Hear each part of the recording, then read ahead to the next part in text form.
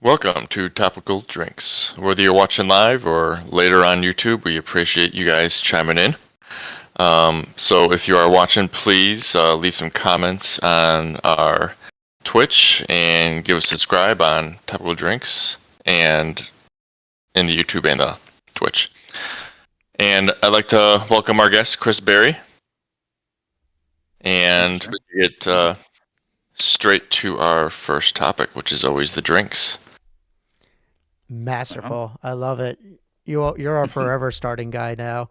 You know what, Yadu? You were not here last week, Yadu. I want to start with you. What's up, man? How's Gen Z doing? We're taking finals. Okay, awesome. What are you drinking? Lime tequila high noon. Lime tequila high noon. All right. Yeah, I had a bunch left over from my party because no one fucking likes the lime ones. All right. Our guest, Mr. Berry, Chris Berry. What are you drinking? I'm having what I call a poor man's old fashioned. It's just I didn't have any grenadine. I had some orange bitters and I had some bourbon. Oh, so there you go. Halfway to a proper old fashioned. I always thought a poor man's old fashioned was just bourbon, like nothing else. Yeah, that's actually I mean, the bitters basically just alters the bourbon a little bit, but it doesn't really do all that much. Gotcha. So you're like middle class, like whatever. Yeah. I'm a blue collar old fashioned kind of guy. I see. What about you, JP? What you drinking? I am sticking to last week's thing of a Spanish wine. So I've got a Tinto Fino from Spain. I'm kind of an expert on Spanish wine because I look at you worked at a Spanish bar for 10 years. So Mr. High Class. Yeah. Oh, it's like a $12 bottle. Speaking of high, to be a $24 bottle, buddy. So just wait. Yeah, that's true. He's already down the more. Damn it! He's already out the gate running with our guest over here. Man. Speaking of high class wine, Gabe has joined us. He's always the wino of the group. What are you drinking? Of course, there it is. I'm also drinking a Spanish wine, and nice. It's a little bit more than $12, but I bought this one because it's had my name on it, Ruiz, because I'm some vain, cocky person, and I was like, oh, Santiago Ruiz, and it's a white grape, as you can see. I'm looking for the species. It'll come here. Oh, varieties of Rias Baixas. I'm not familiar with this grape, so Rias Brachas. Yeah, Rias Brachas. I'm not familiar with a lot of words with X's in it like that in Spanish.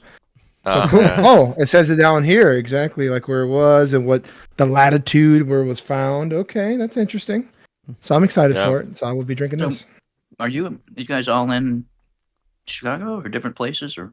Yeah, basically. Chicago. I mean, JP and I are in the burbs. Yadu and Gabe live in the same building in this downtown. No, right. Okay. Yeah.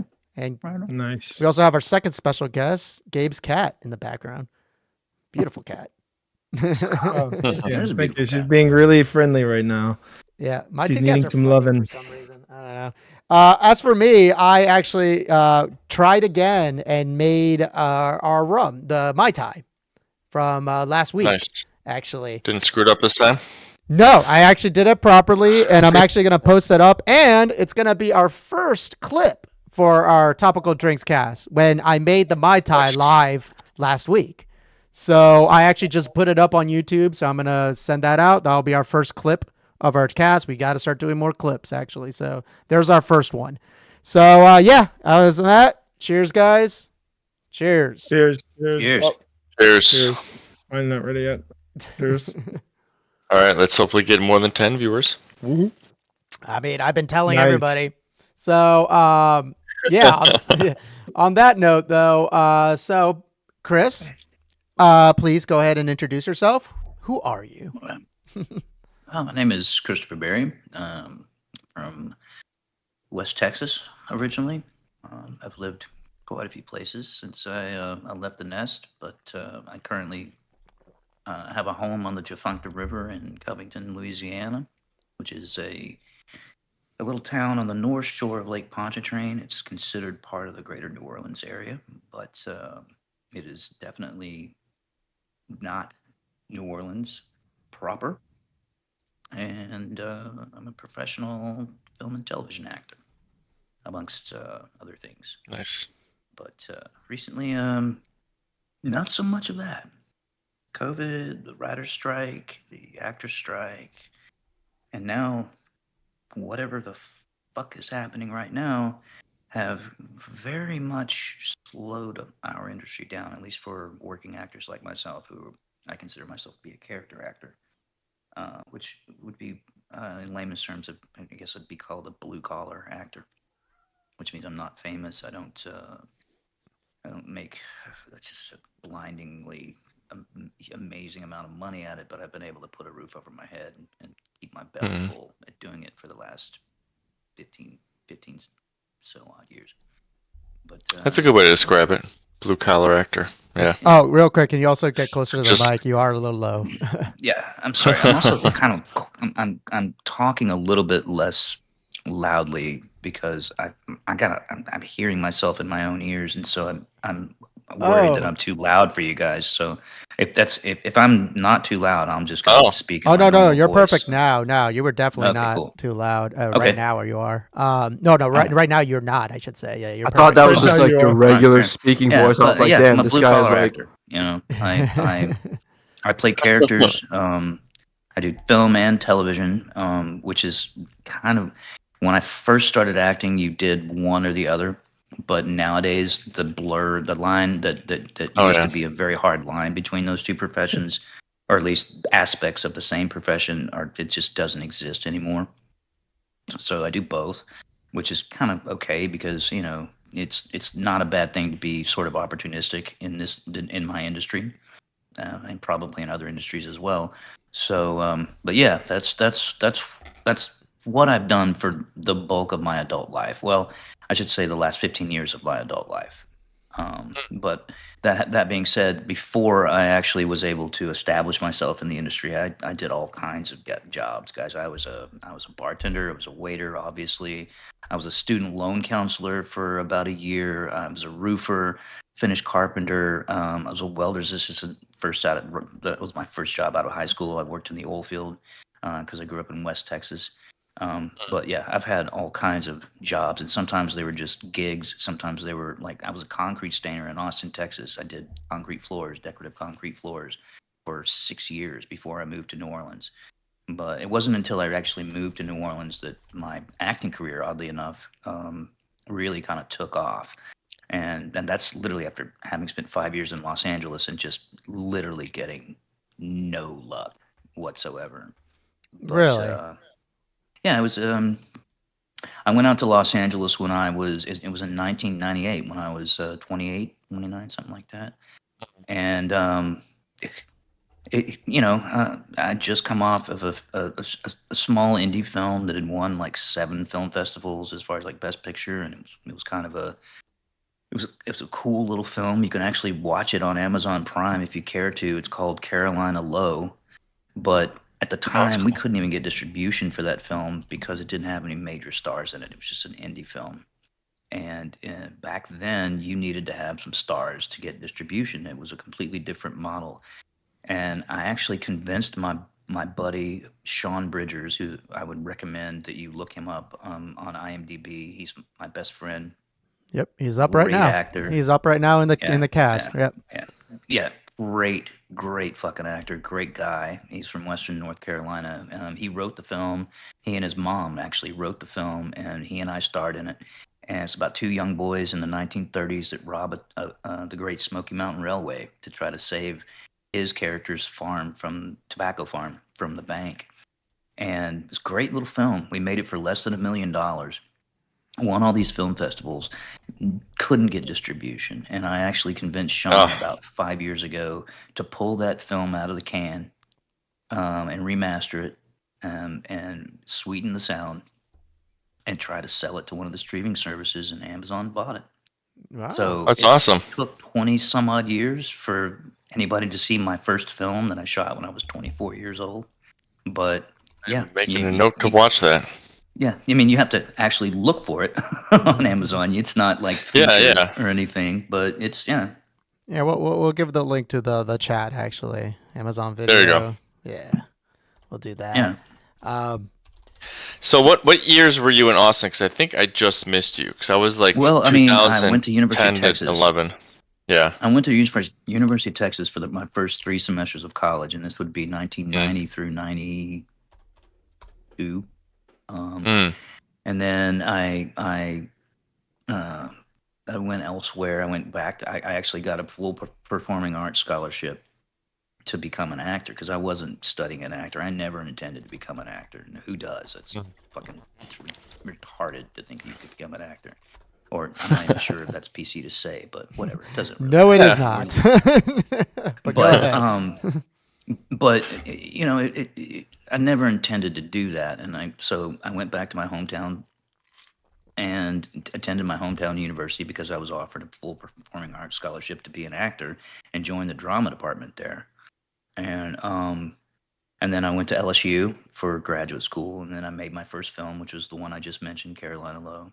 Then I moved to North Carolina for a couple of years, and I moved to Los Angeles for a couple of years, and I moved back to Austin, and then I moved back to LA for a few more years, and I moved back to Austin. So I've been in Austin off and on. You know, Okay. We very well may have been living in the city at the same time, JP. It's possible, yeah. Yeah. And I love Austin, but to be honest, it's just not. I've seen the town change, or the city, I should say, change so much since I first landed there as just a wide-eyed 18-year-old from San Angelo, Texas, who had never really lived in a big city. And Austin, especially compared to Chicago, cannot be considered a big city.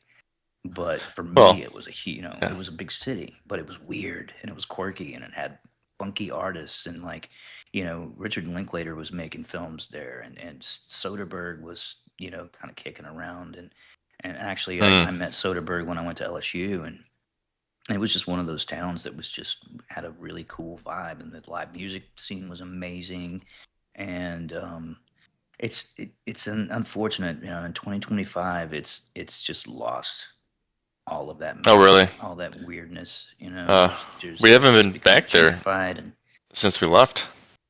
Yeah, which was like 13 years ago. People took off, man. Yeah, See, we loved it. It was just our situation. We couldn't stay there. Like my wife was not liking her job and the weather. It was too hot for her. But did you meet your wife in Austin? No, we met in Chicago, and then after we got married, we didn't really have a honeymoon plan. So we were like, you know what? Let's just move somewhere. So we decided on Austin. Yeah, I seem to remember that you guys did do that. Because I knew you before you'd met your wife. Yeah. Yeah. And and I remember, I remember that. Yeah, it was a cool city for the longest time, and then it just there was these influx of really, really wealthy people that they loved Austin, but let's try to make it a little bit like where we came from, which is mostly California. And, so like more corporate than like. Yeah, and it became like the Silicon Valley of the central South, part of the country, and a lot of tech jobs, and Elon and Joe Rogan lives there now, if I'm not mistaken. And, his comedy mothership, yeah. Though I mean, not Austin, but Dallas for a while. I think I'm talking back in the 1960s or 1970s, used to be like essentially the tech capital with Texas Instruments, IBM, so on and so forth. Right. That all moved out. Yeah. Well, at least not moved out, but Silicon Valley, San Francisco came in. But you're right. A lot of people were trying to quote unquote escape the taxes of California, like Musk. Yeah. And they just start doing like these, they essentially messed up the standard of living in Texas now that everything's so expensive over there now because of I mean, it's like anytime really, really, really rich corporations move into a place, it makes everything else more expensive. And I'm not an economist, so I can't tell you exactly why that is. All I can tell you is that I've noticed it. and it just seems to be just the way it goes. And I think it's because you have these really super rich corporations that move into an area, and they just kind of they're like an army, a medieval army. They have a train of people that follow that army, Hmm. that are just sort of that support the army, that aren't necessarily fighting in the army, but it's like camp followers. And Austin just kind of fell prey to that. And there's people that can make legitimate arguments that good things happen to Austin because of it. And I'm Hmm. willing to entertain that and debate that. But overall, just for me, the town, the city that I loved, it just seems spiritually diminished because Mm. of the changes that have happened over the past 15, 20 years. Gotcha, But, gotcha. that's just me. Well, Just my let's just move my opinion. a little bit happier tone. Oh, I think we lost JP again with this video. Matt, you have got to fix your Mhm. video, man. I swear. All right, Oh, there he is. He's my back. my. Oh, I guess I can't leave the app. Shit. Yeah, you can't, he's using his phone, guys, as you guys can tell. Nice. But I Let do want to me ask try some of this Elevator. these. again. So I did a little bit of my homework, did a little bit of my research on the roles that you did. You were in sorry, so you were in The Walking Dead. I'm just gonna name off the ones that are like Yeah. the biggest ones, obviously. Walking Dead, 12 Years a Slave, Django Unchained, Spider-Man Mhm. Homecoming. You were in that Mhm. too. Free Mhm. State of Jones. Let's see, which one is The Purge? You were in The Purge. Now, for Yeah. a lot of these True movies, Detective season 1. True Detectives, Nice. The Jack, best season. you were also in Jack Oh Reacher yeah. as well. Okay, Jack Reacher is a throwaway. I just was doing a favor for a casting director friend of mine. I had like 2 lines, and she literally needed to fill a gap that night. So Really? All right. that So doesn't really And count. your name came But up. And True Detective season 1, I'm actually quite proud of. Though. okay, all right. yeah, didn't We'll you talk do about As you two that. should. roles in the same episode? If I'm not mistaken, two No, I different had 2 roles. different roles in 2 different episodes in that Two different in that. episodes. Okay, Okay, Yeah, so you were two that's different right. people. Interesting. yeah, Uh, yeah. I believe- NCIS New Orleans, if we're going back to that route too. I'm sure Mhm. my dad likes that because he's the one that kind of likes these dramas. But Yeah, I my do mother want loves to, those too. I do want to say, aside from Spider-Man: Homecoming, to be honest, I think Gabe would talk more about that because I don't remember that movie. Um, but I do want to say a lot of these movies, they definitely casted you as like, um, evil guy or bad guy, Mhm. Yeah, especially 12 Years of Slave. yeah. I Oh, believe jeez.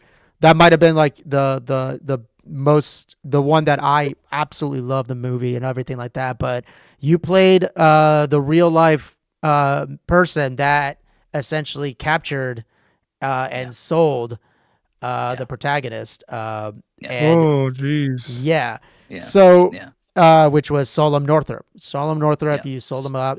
Your guy's name was, what was it? Actually, you can James, explain. his name was James Birch, and Solomon was lured by 2 of my agents from Saratoga, New York, on the promise of having a musician's gig because he was a very accomplished violinist to play in Washington D.C. And they took him out on the town in Washington D.C. and they drugged him, and he woke up in chains. And my character was the guy that told him he was no longer free, that he was now that he wasn't even who he said he was. He gave him a different name, told him he was from Georgia, and that he was a runaway slave. And then when Solomon didn't accept that, he beat the living shit out of him. And if you actually read the book that Solomon wrote, out of all the beatings that he took over his 12-year period of being enslaved, the beating that he took from James Birch that first time was the one that was the most psychologically traumatizing to him. Damn. And the thing about that shooting that scene is we only did 2 takes, and the first take was interrupted because of a technical issue. And the second take, and just to kind of set it up for you guys, we were filming this scene in an actual, and we were in the French Quarter of New Orleans, and it was an actual a room that had been used as a slave quarter, and slave quarters back in the pre Civil War days. And Chiwetel Ejiofor sold being beaten by me so convincingly that after that scene, we finished. I went out into the courtyard and I threw my guts up. Really? Oh wow. And yeah. Wow. And I didn't have anything else to shoot that night except for like one or two little moments with the children, which I managed to pull myself together and do. And it was not until about 4 days later that I saw Chewie again. And I had been having bad nightmares after that. And it wasn't until I actually talked to Chiwetel about that scene and like how it affected me, and that he kind of assured me, he was like, man, we're just acting. We just, this is what we do. If you're going to resurrect a monster, fucking make him the monster that he was in real life. And, it wasn't until then that I was able to kind of let go of that. Because I'm not a method actor, and I'm not the kind of actor that just like throws myself into a role so much that I forget who I am.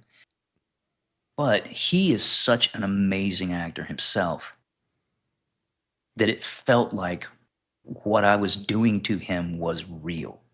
And it's very rare that is something that happens to you as an actor. Right. It's an unusual thing. Yeah, So, you don't realize that, that had as a fan had a watching big it. effect Wow. on me. Damn. That's crazy. Yeah. Yeah, I guess you Well, don't realize that as someone who just watches movies, that really well acted scenes could actually have an effect on the people like in the scene. Yeah. I didn't realize that. Yeah. I mean, I think that's some wild. of the best actors that we watch, and like I said, they're not all method actors. I mean, there are some very notable method actors out there. I mean, but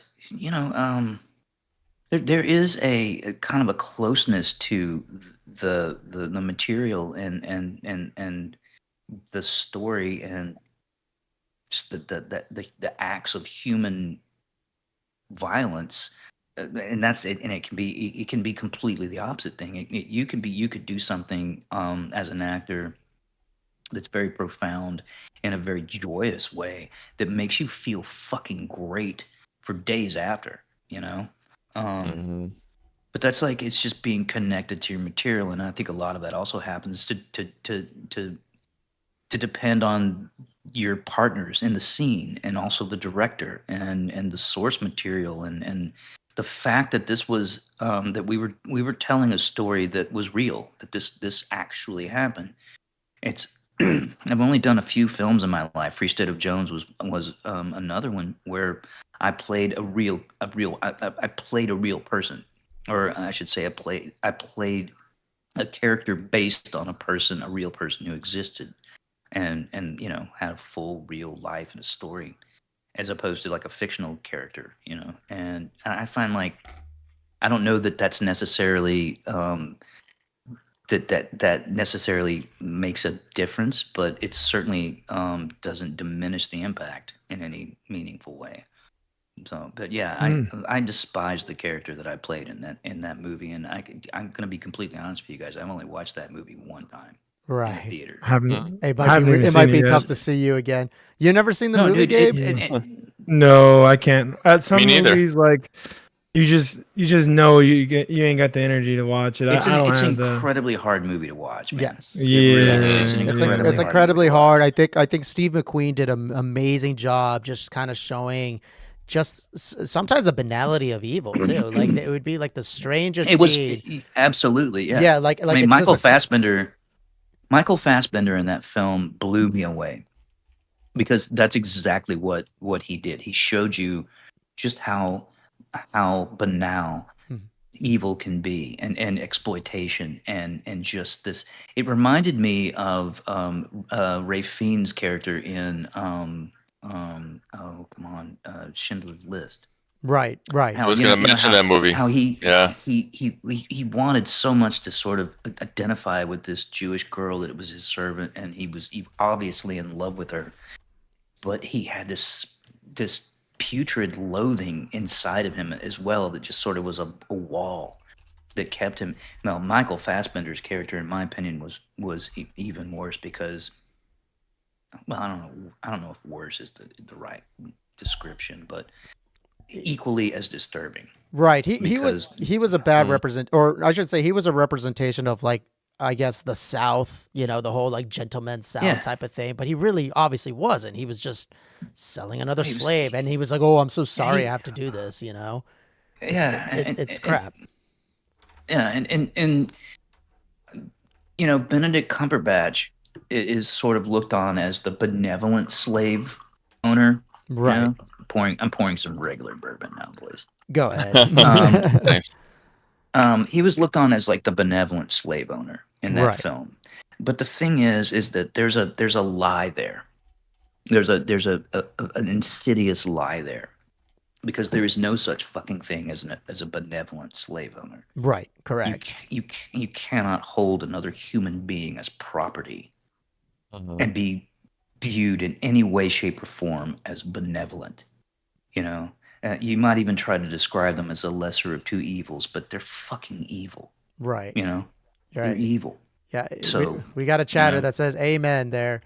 Real quick though, I mean, and their characters are one thing. I think the one that was, I mean, pure evil, but he knew who he was Paul Dano's character, who was the slave owner that basically was using he was an overseer. He was the overseer. Yeah. He was an overseer. Right. But he was the overseer that essentially was using the songs that the slaves were, singing for hope against them, which I think was the most powerful thing. And going back to the banality thing, I think Zone of Interest was another movie that actually really, really was all about that like you have a family essentially living next to a Holocaust encampment, and they're just living their lives while you have screaming.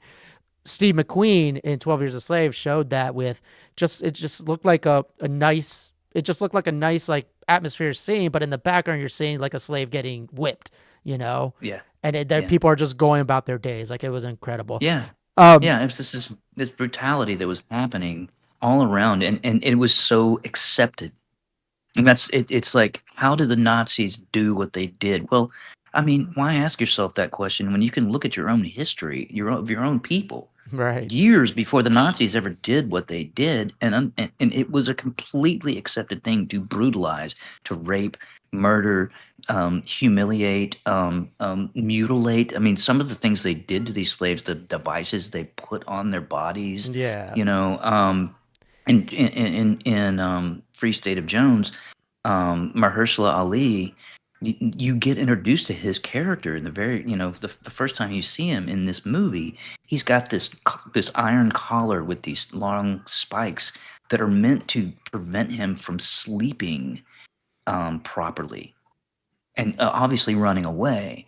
And he managed somehow, inexplicably, to escape, but he had this device on his body, which was literally just forged and manufactured to hurt and torment a human being. So, like, they're doing these films.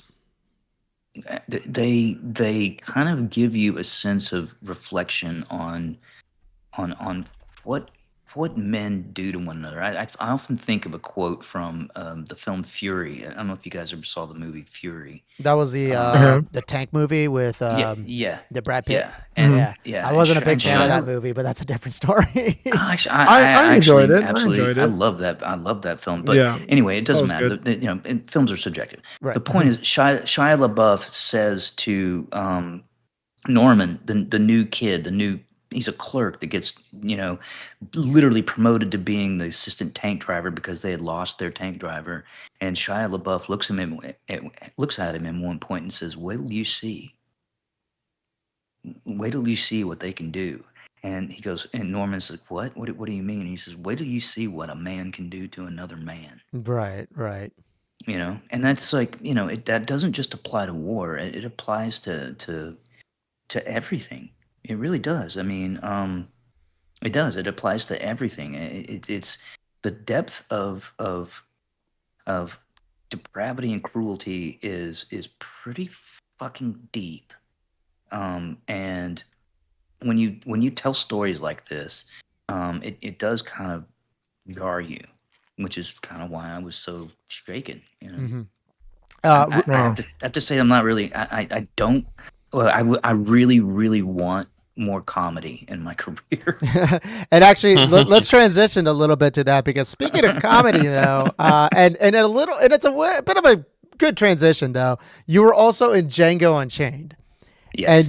and this was a bit of a comedic role. I know you were still the bad guy, but you were the KKK member whose wife basically sewed and cut the holes and made the mask for everybody.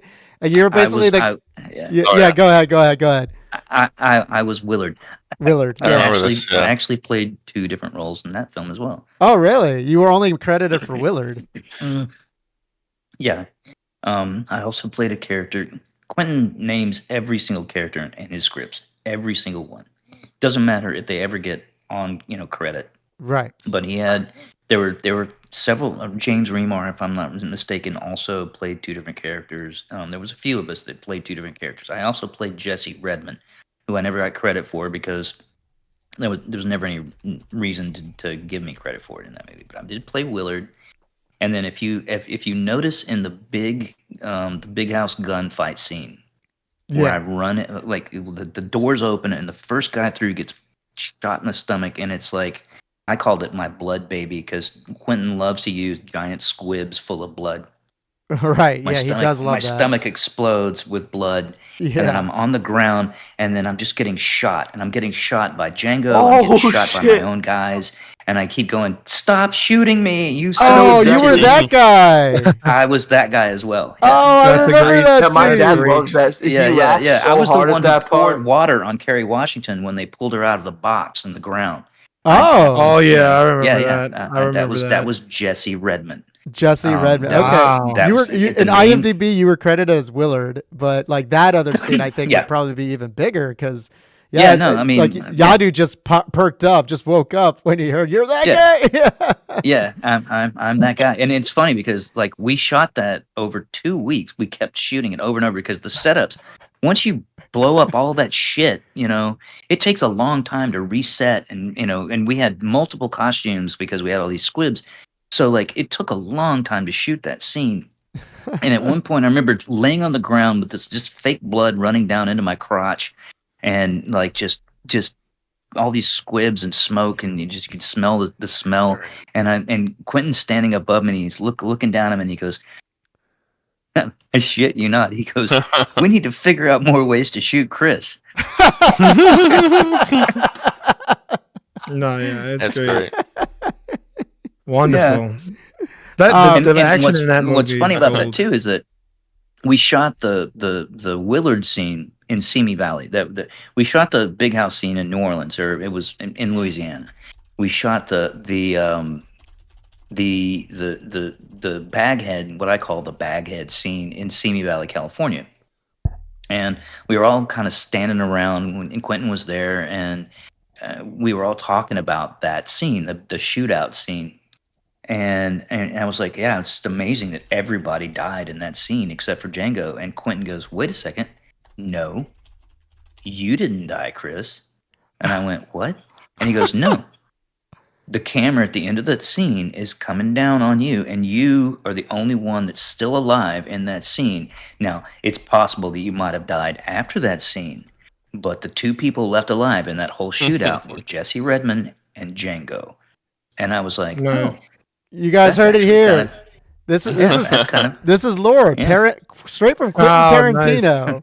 Nice. Yeah. And Quentin was very good about like that man has a steel trap mind. I mean, it's unbelievable. Does he really have a foot fetish? He remembers little tiny details from things. What's the biggest creative lesson you've picked up from him? You think? Well, I mean, I think the thing that I love the most about Quentin is that he knows how to marshal a film set, and not just like the crew and he knows how to marshal everybody, because one of the major rules on a Quentin Tarantino set is that you check your phone at this. Literally, it was a place called Checkpoint Charlie. Your smartphone goes to a person who puts it into a plastic bag, puts your name on it, and puts it in a bin. So nobody on set has a phone. Nobody on set is doing this. So we're talking to each other, and we're getting to know each other. And so, Yep. Did we lose you? Oh, sound. Oh, Hey, your sound's out for a second. yeah. All right, try. Yep. Try talking again. Your sound's Oh, out. we lost him. We lost him. We still Video see is you, up. but It's the just the sound. We- Sound is down. We see you fine. We just can't hear you. We see you fine. Man. Why he's those trying to Django figure that out cams. though. Yeah, I think he ignored that question from you, Yad. I don't know if he heard it though. He said it. He said it very low. Good, because that's how you get demonetized. No, I'm just kidding. There's other The shit. feet thing. Could have. Like, I think it's already known because he wrote in his script to like. Did he suck on her toes? Yeah, like bro. he- He's like Yeah. drinking tequila or something off her foot. Yeah, that's wild. Then That's casted wild. himself into that role. That's awesome. Yeah. Wait. Are you back, Even Chris? my cats. Nope, doesn't sound like. How did he lose his sound so good? I mean, he was just getting into Maybe something it's- real nice. We were talking about Tarantino. What did Tarantino's like?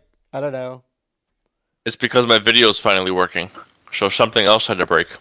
Of course. The internet recently were trying to really attack Tarantino recently. I saw Really? several memes attacking him, claiming that, he's corny.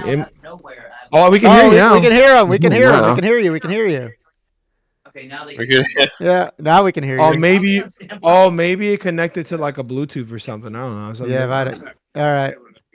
all right, can you hear me? Yeah, we can hear Yeah, you. we can hear you. Okay, Yep. okay, all right. How'd that happen? Okay, so did you hear my point about Checkpoint Charlie and the fact that he did not give you, you did not have a phone on set? You Yeah. did not have a phone on set. Yeah, we were there. Right. We were Nobody was doing that. Okay. So what happened was we talked to each other, and the thing about Quentin Tarantino is that he knows everybody, like down to the lowliest lowly extra. And I don't consider extras lowly. What I'm saying is like I get what you're an saying. extra that might just be walking past the frame. He knows their names. Wow. And it's like he's got like a photographic memory. So, and he makes everyone feel part of it and included.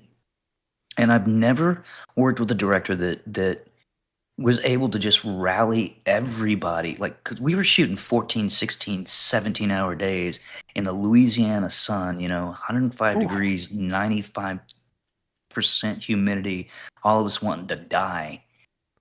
And he would rally us and say, "Why are we doing this, everybody?"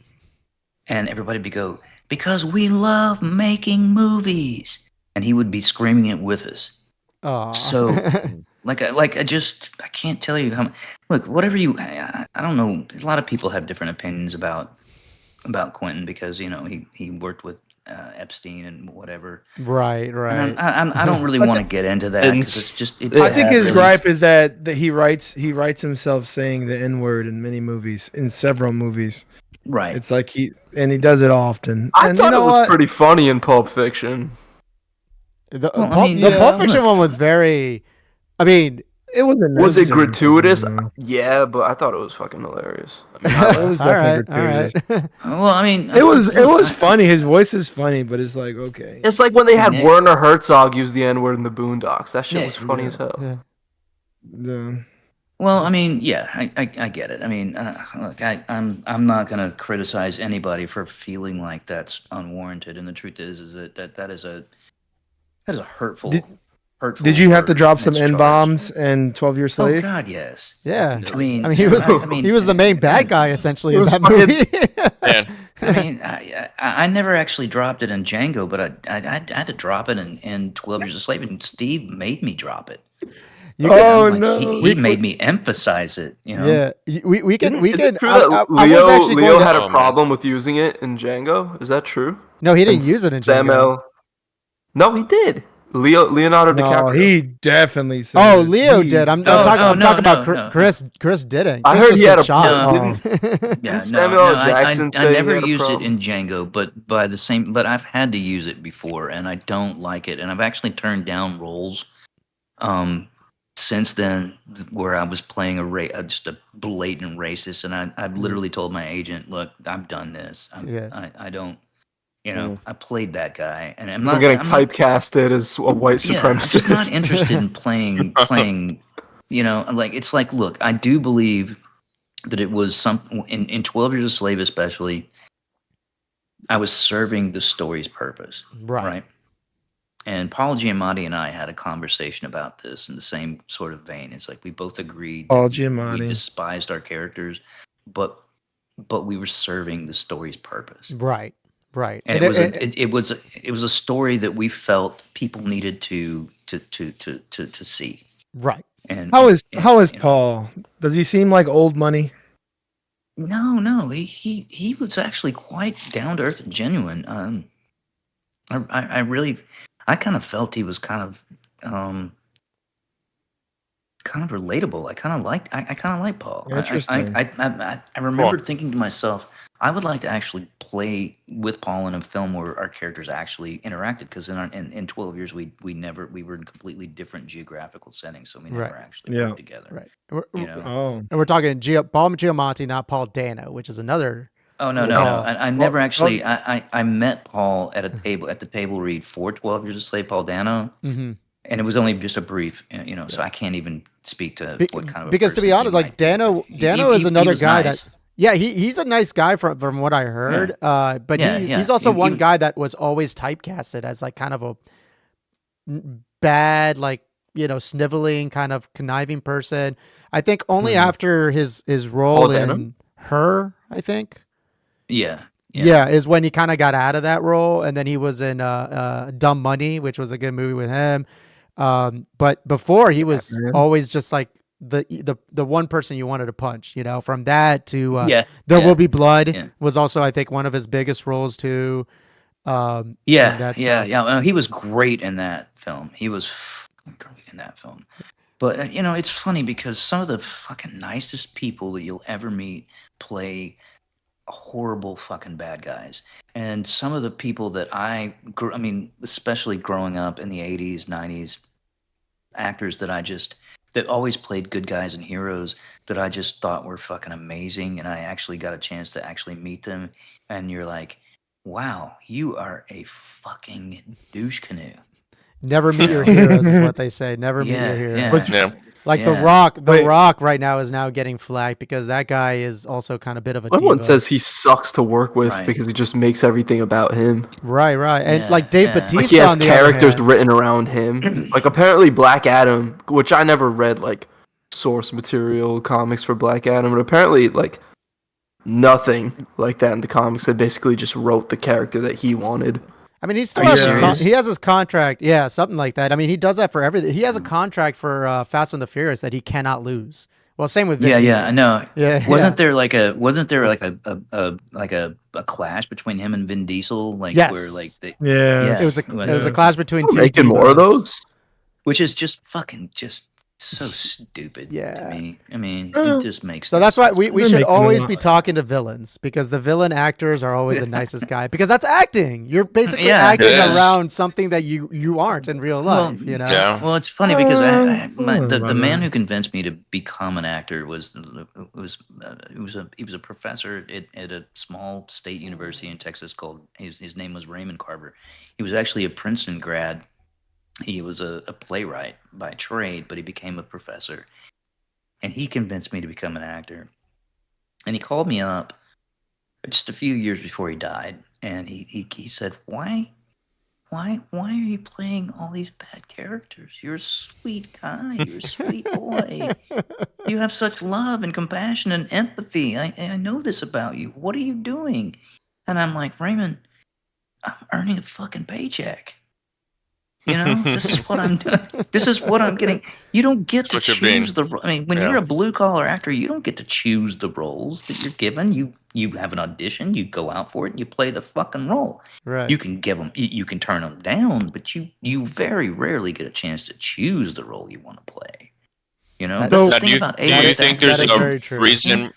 Do you think there's a Think reason about- why you get cast that way? Is it like background or like, no, this guy's from Texas. Let's put him in this role. You know? I'm Yeah, I assuming, can see I'm why assuming you'd it's be- looks. I'm assuming it's looks, basically. Yeah. Do I look like a bad guy, guys? Honestly. Yes. Put a Seriously, bunch of you ma- do. If I put a do, bunch of makeup please tell on. me. Yeah. Put a bunch of makeup No, on. but I too. mean, yeah. I can. I Yeah. absolutely can. Like, once again, revisit my characters in True Detective season 1. The one character is one has suffered a mental event, a cerebral event, and he's very much disabled.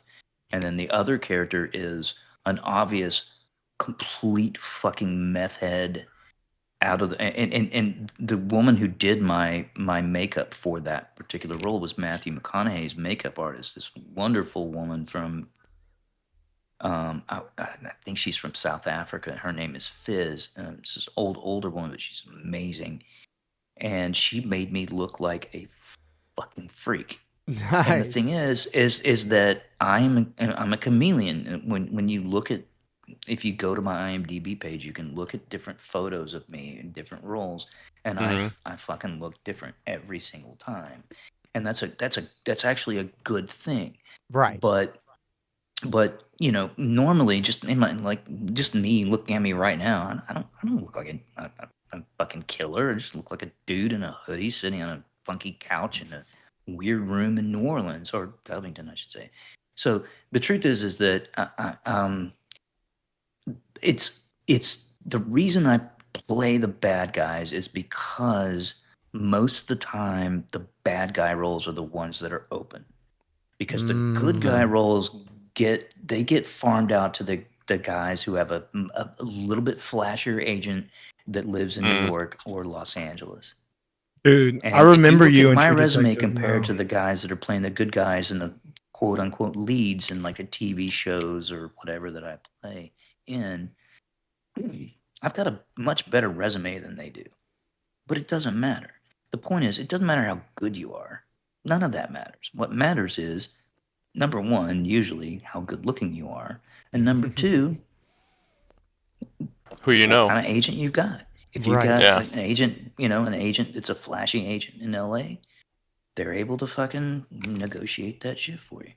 Now, that shit I think is changing, because there's so many more ways to do media nowadays that paradigm is shifting.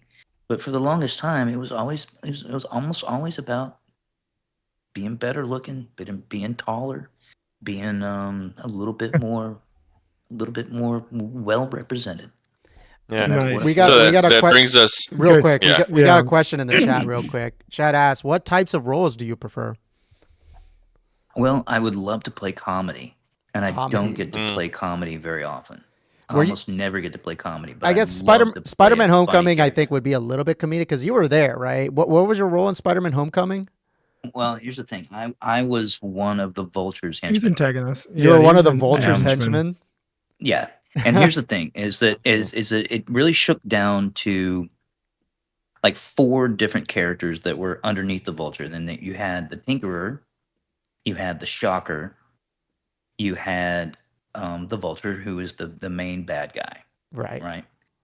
And then you had the guy that was the Shocker before the Shocker became the Shocker. And I was the 5th guy.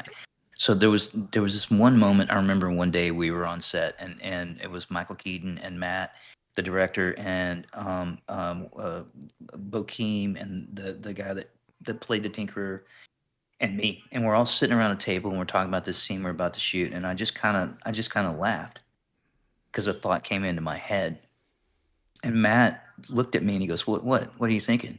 And I go, "Well, it's just kind of funny because you've got the Vulture, the Shocker, the Tinkerer,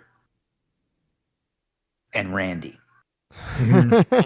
And they all started laughing, and I'm like, they're like, "What?" because my character hadn't even been named. That script was so secret, guys. They didn't even give me the script. I That's didn't so even know what I was Marvel. going to be shooting the day I was going to Really? shoot it. No, I had MCU, no that's how they idea. roll. Half of it Don't was they also have to be ad-lib. like especially careful with Tom Holland because he's always leaking shit.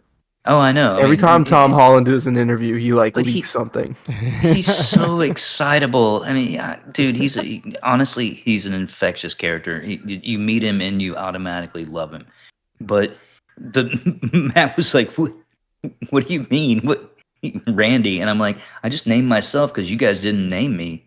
And so I literally, if you look up my name, Randy Vale Marvel I Universe. looked it up because I was like, who did he play in Spider-Man Homecoming? And I It was said like, Randy. oh, he was the guy Yeah, who wasn't Randy the Vale. Tinkerer or And I Shocker. literally, Yeah.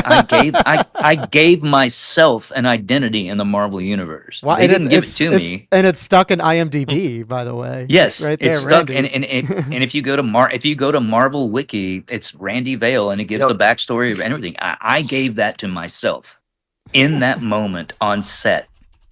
You affected the I canon. literally just was like, yeah, That's fuck awesome. it. Who's gonna? That's cool shit. I mean, who's gonna? And the least they could do is just say, yeah, no, never, we're not accepting that. But if you look at the credits of that movie, Oh, I'm Randy. There he Yeah. is. Chat, if you guys are seeing in the thing, Randy Vale, right there. There's our guy right there, as evil as ever you with the hat. Randy Vale. We got to get you a comedy role, man. Yeah. I want to see it happen. Yeah. But honestly, yeah, man, I love comedy. My You friend could argue Sean, him the one- getting shot a million times is a little bit That convenient. was funny. That was funny. hilarious. That the- was hilarious. and the fact That's that my dad's favorite Tarantino- fucking part of the movie. The fact that Yeah. Tarantino was like, how much more can we shoot him? I think was Yeah, hilarious. we gotta figure out more ways to shoot Chris. I will never forget that because I'm literally on the ground with. And here's the thing about fake blood, when it's in your crotch, boys. If you're gonna sit with that in your crotch for 12 hours, you're gonna have problems. Oh no. You're gonna have problems. Oh god, I can Yeah. already imagine. Like probably dries up pretty bad. That It's is not one thing that people anything- don't realize Not good. about like movies is like the amount of hours you have to put into it, like in a day. Yeah, I Like- mean, and the thing about it is film crews, especially. I mean, I'm talking about the Mhm. juicers and the grips and the makeup artists and everybody that works on a film crew. They work their fucking asses off, and they Yeah. do it every day, 13, 14, 15. Like once you wrap out, they're not done because they have to zip up their stuff and they got to get everything done. And like these juicers got to coil their cables, and the grips have got to put all their equipment away, and the makeup artists have to clean the actors up, and get their makeup off, and if they have prosthetics, Yep. they got to take. So it doesn't end when they say, "Okay, it's a wrap." It doesn't. Everybody's working Oh, yeah. overtime. Mhm. So, like, and I've never seen more hardworking people. And I'm not saying that oil field workers or steel workers or whatever aren't hardworking people, but Mhm. it's most people don't understand what it takes to bring them their daily entertainment. Right. They just Right. don't Mhm. get it. It's incredibly labor intensive, and there's a reason why these people are they have been asking the producers to just pay us a little bit more, and Yeah. Right. be a little bit more There's equitable. so much money. Yeah. Yeah, Mhm. they make incredible amounts of money just by what they do is pull together finances and make to make something work. But I agree that's something that's a skill, that's something that they should be compensated for. But it's like any other industry. The people who produce need to be compensated for their work. 100%. because Right. Yeah. the one thing we all really kind of love about my industry is that it's the legacy of storytelling that human beings have been doing since we sat around campfires 12,000 years ago. It's literally just it's a arc of that. And sometimes, man, you just need to come home from whatever job you're working and and just literally peeling your ass for. You need to sit down and crack a beer and put on a show and just have your mind kind of taken away for a little while. Yeah. It's therapy. you know, um, Yeah, Mm. and you know, it's a Hey, valuable service. It's not because brain surgery. You're not curing yeah, cancer. You know, I, because I have a I, question I for was you. I don't go think go for it, celebrities Gabe. should be. I don't think celebrities should be lauded the way that they are. You know, I really Hmm. don't. Hmm. Which is why I'm fucking fine with not being famous. But the craft itself and the what it is, and I feel the same way about music because I'm a huge music fan. Hmm. And I feel like musicians, artists, painters, people who create, they should be appreciated because, you know, if we can't have these things in life, then what the fuck are we doing? Yeah, Yeah. You know, exactly. That is if we, you true. So know, hey, So so Chris, my question for you is: I know that you I'm studied gonna get at a drink. I'll be right back. LSU under John Dennis, and I saw that he died back in 2012 yeah, of God rest his soul. January. So I wanted you to like kind of share a little bit more about this person you studied under, who's kind of popular in teaching actors, and Well, so I the wanted to thing know. about JD was that we as first year students at LSU, the professional actor training program, we all kind of knew how big of a deal JD was. You know, this man was Jack Lemmon's acting coach for many years. Jack Lemmon, Mm, wow. who, in my opinion, is one of the greatest actors that's ever been. And he was Hmm. not an actor himself ever. He never acted. He was never on stage. He was never on film. And the thing that struck me the most about being a student of JD was that he could see into you and find the weaknesses that you needed to work on and the strengths that you needed to exploit and bring out in a way that I've never seen another acting coach in my entire life be able to do. Hmm. We had this thing at LSU called, in the first year students and the second and third year students used to tell us about it. And they were like, wait, because in week 5 is he's going to give you the audition from hell.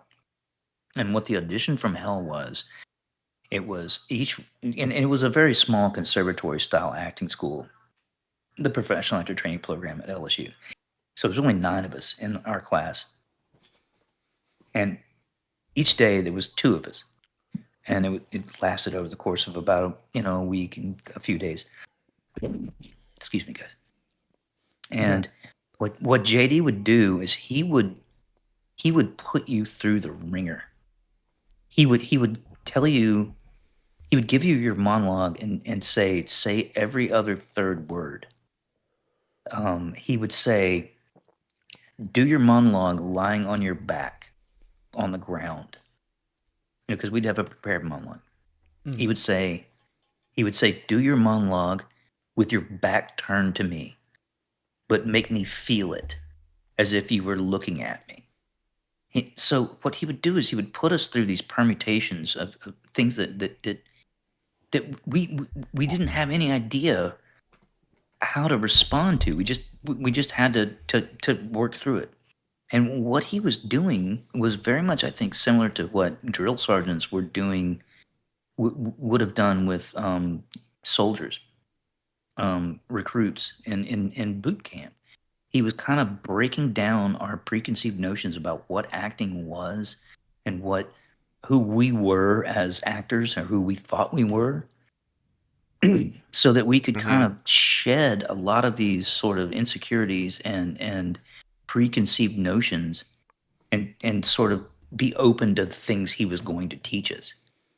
And then I remember at one point he was teaching, he was talking about Chekhov, the cherry orchard, and he had a plate of cheese in front of us. He was sitting on the stage, and we were all kind of in these bleachers, in this classroom, and he was sitting on the stage, and he had this plate of cheese, and he was like, "What is it like to eat cheese?" And we had a whole class on what it was like to eat cheese on stage in front of a group of people. And I know it sounds completely inane and just sort of like irrelevant and weird, but I learned so much in that 60 minutes of watching this man eat cheese.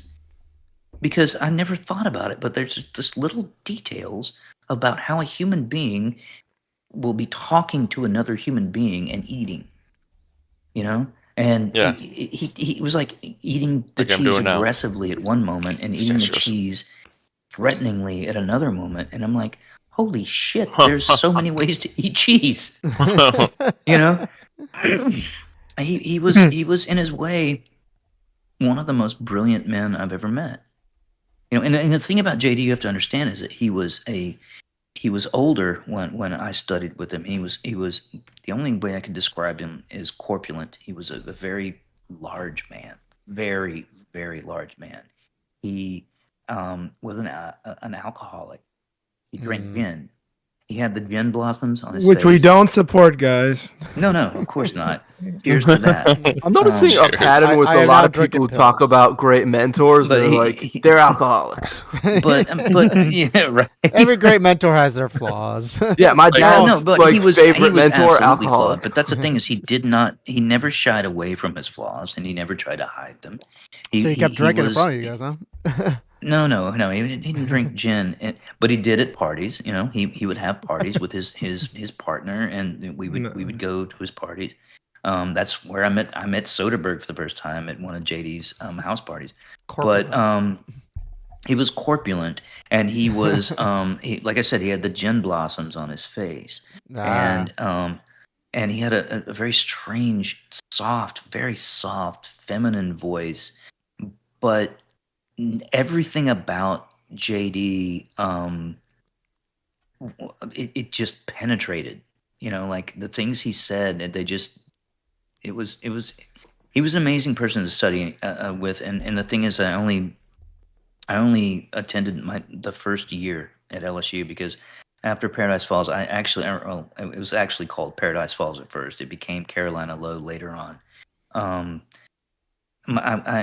At the time I was married and she was also in the program and things didn't work out, so I left and she stayed, and so I didn't continue to study with JD after that first year. But even just that 1 year that I studied with him had an amazingly huge impact on my acting career and on how I approached the craft of acting, because he literally put some things into my mind that changed the way I look at the craft of acting.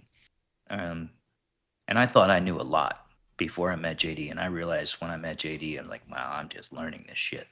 I am just figuring this shit out. Well, cheers to him, man. I know he's an Cheers to alcoholic, JD. but still. Cheers to Well, JD. he's passed, but may you. he rest in peace. And Yeah, God rest bless in him. peace. Rest in He peace. passed back in 2012, I think in January of 2012. So Yeah. the end of it. I have one question from a viewer. I don't know if this might be a little controversial and stuff, but he does ask, what was it like working with Jamie Foxx in Django? Going back to it, and it's because why controversial? Because I think Jamie Foxx had an incident that time. Well, I don't know. I'm not sure. I can say that I didn't talk to Jamie that much. Okay. Jamie seemed to be very, very busy. And like, okay, the two times that I worked with him, like I said, I played two characters. I played Jesse Redmond, who was an overseer on Candyland Plantation. So I started working with Jamie from the moment we started filming the scenes where we were traveling to Candyland, you know, and Django and Jamie had a lot of interaction, and I was just sort of in the background with the other overseers that were riding with him. And during that period of filming, I just didn't really have that much of a interaction with Jamie.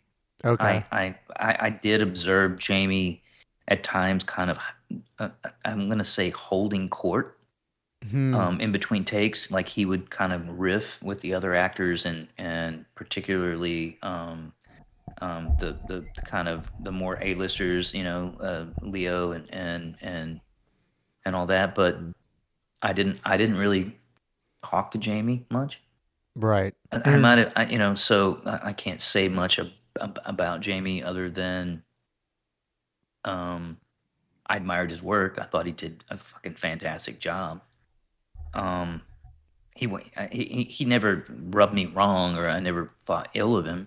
Right. Right. But I just never really had much of an interaction with him. Mm-hmm. And Okay. then Yeah. when we got to the big house and the shit went down and the firing and stuff, there was a few times where I was like, after the scenes, where he's shooting me and shit, and I'm like, just like, we're kind of standing around, and I might have found myself near him, and I'm like, man, you're just shooting the shit out of me, and he just kind of big grin and was just like, well, man, you're in the way, and so but that was really the main interaction with Jamie. I didn't. I didn't really. I was never able to get a good handle on Jamie, other than the fact that Jamie just seemed to be riding the wave of being Django. Right. And, right. and I, as who I was, I couldn't really get I couldn't get my arms around what it would be like to be Jamie Foxx. I do know the horse he rode was his own horse. Oh, really? Damn. It was his horse. And it was oh god. He's like, it's okay, I got my own. Gorgeous horse.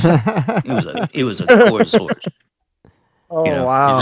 He's an equestrian apparently. All right. Yeah. Oh, yeah. wow. And I'm an equestrian Nice. too. I mean, I grew up in West Texas. Nice. My great grandfather was Nice. a rancher. And real quick, just riding horses my whole time. The other questions I also got from a few people, which is all the how does it work. So let's just go really quick though. From everybody from Django Unchained, I would say Christoph Waltz, Leonardo DiCaprio, and Samuel Jackson. Did you interact with any three of those? Well, yeah. Here's one thing I can say about I didn't interact much with Samuel L. Jackson. Okay. I did have a few just brief interludes with Christoph Waltz, but here's one thing that I will tell you. There was one day I was sitting on my horse and I saw Quentin from the other side of the set. He was like way on the other side. And here's the thing about Quentin is like, you guys remember that movie with Adam Sandler where he played a guy that he got a lot of money, and John Turturro was the servant. Yes. And he was very Big sneaky. Daddy, no, not Big Daddy. It was something like that though. No, okay. Yeah. But John Turturro's very sneaky, and all of a sudden he's there. Yeah. Mhm. Quentin Tarantino was like that. Quentin could be across the set, and then all of a sudden he's right here, right? Oh, Jesus. Well, one day I'm just kind of idly waiting for lighting to get set up or whatever for a scene, and I feel a hand on my thigh, and I look down, and it's Quentin, and I'm like, "Hey, what's up, buddy?" And he goes, "Hey, man, I just want to tell you, we were flying to Acapulco this weekend, me and Jamie and Christoph. Acapulco, nice. Dailies. And there's some dailies of you or of the travel from Greenwood or Greenville to Candyland, and it's you don't have any dialogue, but it's just you on a horse. And Christoph, when he saw you on screen, he pointed at you and he goes, that guy, something about him. I'm looking at him and I just can't stop watching him. It's just something interesting about him, even though he's not saying anything at all. And I'm like, really? And Quentin's like, yeah, Christoph said that about you. And I just thought you might want to know that. Aw. And I was like, sweet. holy shit. And I literally almost felt myself floating off my horse. I was That's cool. so happy. Did they already say Yeah. that you were going to be the one that gets shot a lot before or after that? Yeah. No, that was already in the works. Okay. It's like Christoph Waltz But, chose yeah. you to get shot. Yeah. He's like, oh, let's kill him. Yeah. No, but I mean, I guess the thing is that Quentin didn't have to tell me that. Right. He Yeah. literally came out of his way to tell me that, Aw. and I'm like, that's fucking cool, man. That's actually really fucking cool. Like, I mean, I'm nobody. I was nobody. I was just a fucking glorified extra in the Jesse Redmond role that I played. But Quentin Come on, actually came you're not that because glorified extra. I'm fucking Christoph Waltz is a goddamn legend. I mean, Yeah. Jesus, the dude's he's amazing. He is a Yeah, you legend. got to think about Speaking lines, when you're a director, you got to have it's got to be hectic 24/7 for you, and to have the wherewithal to actually go and tell somebody that's It's quite a lot. He came. yeah. He literally took his time out of a very hectic day to come just say, "Hey, man, Christoph Waltz thinks you're kind of magnetic and cool." Nice. You know, Yeah. I mean, Nice. that was fucking awesome, man. It literally made me so fucking happy, you know. Yeah. And he didn't have to do that, and so yeah. Once again, whatever you say about Quentin, I'm always going to be on his side. We'll always say he Nice. likes. We'll always say he likes I- feet. But I love I his do have. movies. I do have a. We have another chat question here. Sorry. fine. What comedy Do films we? would you recommend from chat? Man, I think my favorite recently, and it's a dark comedy because I tend to gravitate toward dark comedy, is Because you're a Don't Look villain. Up.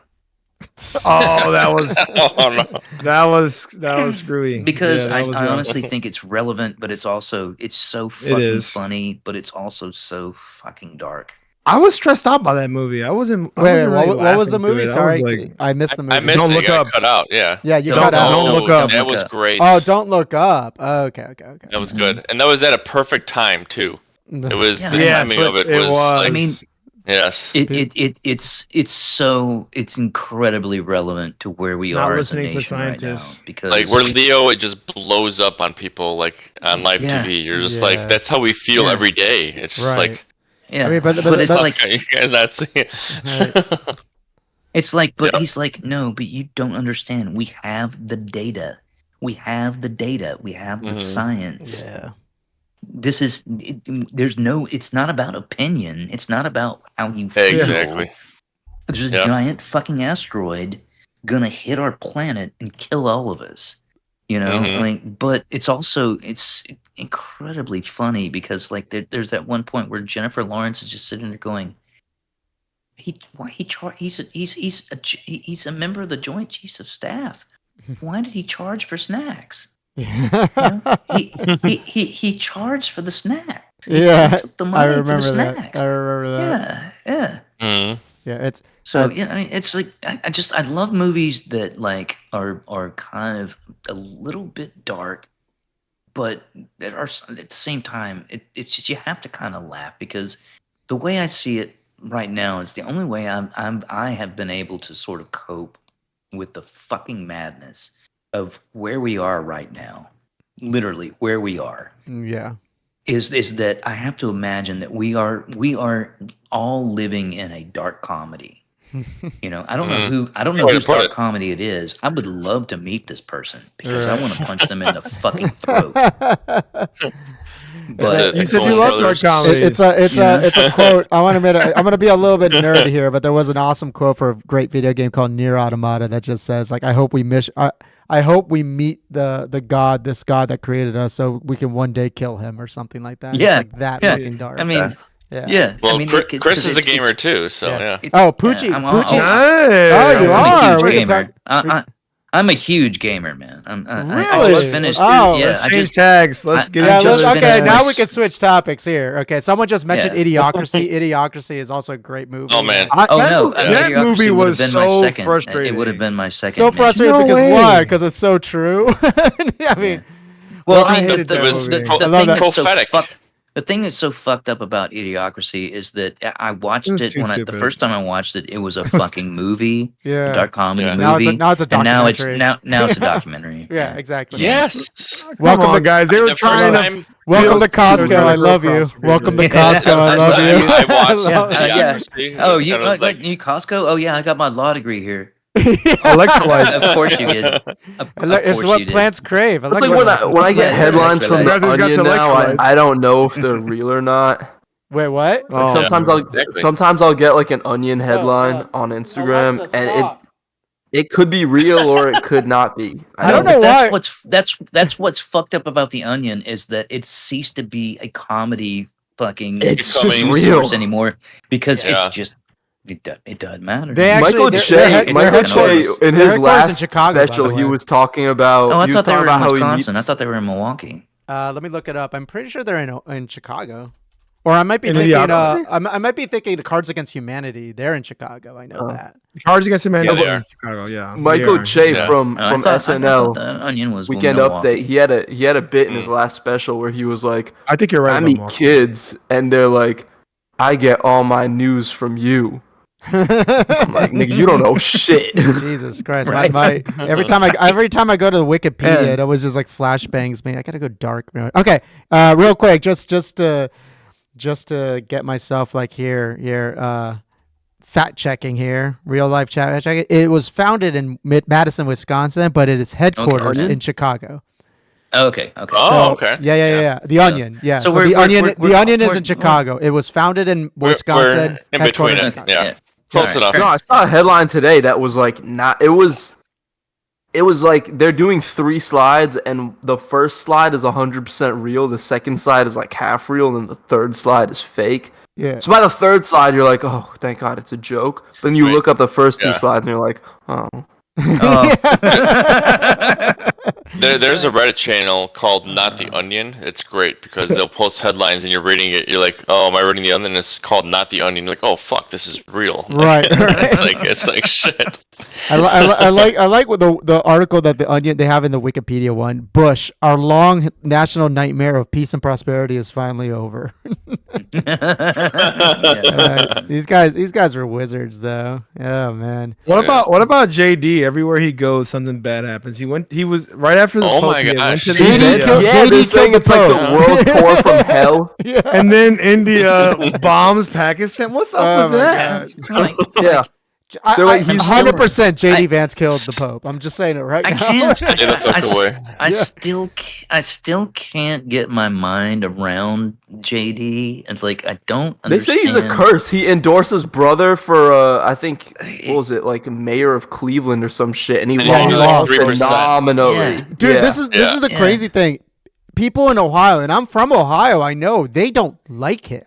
It's just that he There's moved- Nobody there's likes like a him. few gullible fucking idiots. Right. who I mean, like the thing him. is, like the same dude Trump, who like JD Vance. right? Trump won Ohio, Or It not wasn't JD because Vance, of Vance. Vivek Ramaswamy. Vivek Ramaswamy, yeah, who's No. actually from No. the area I used to live in, actually, where my parents still Apparently live. he wants to run. Where does he want to? He wants to run. Well, he for got mayor kicked or out of Doge something? immediately, like day Oh, one. yeah, no, that was awesome. Yeah, That it was- was hilarious. Yeah. You don't hear about him Doge. anymore. I mean, I guess he probably does a little bit No. of like correspondence here with I Fox think he News and announced whatnot. he wanted to like run for mayor of Yeah. Cleveland or something, As and what- everyone as was like, what- LeBron should run, so he just loses fantastically.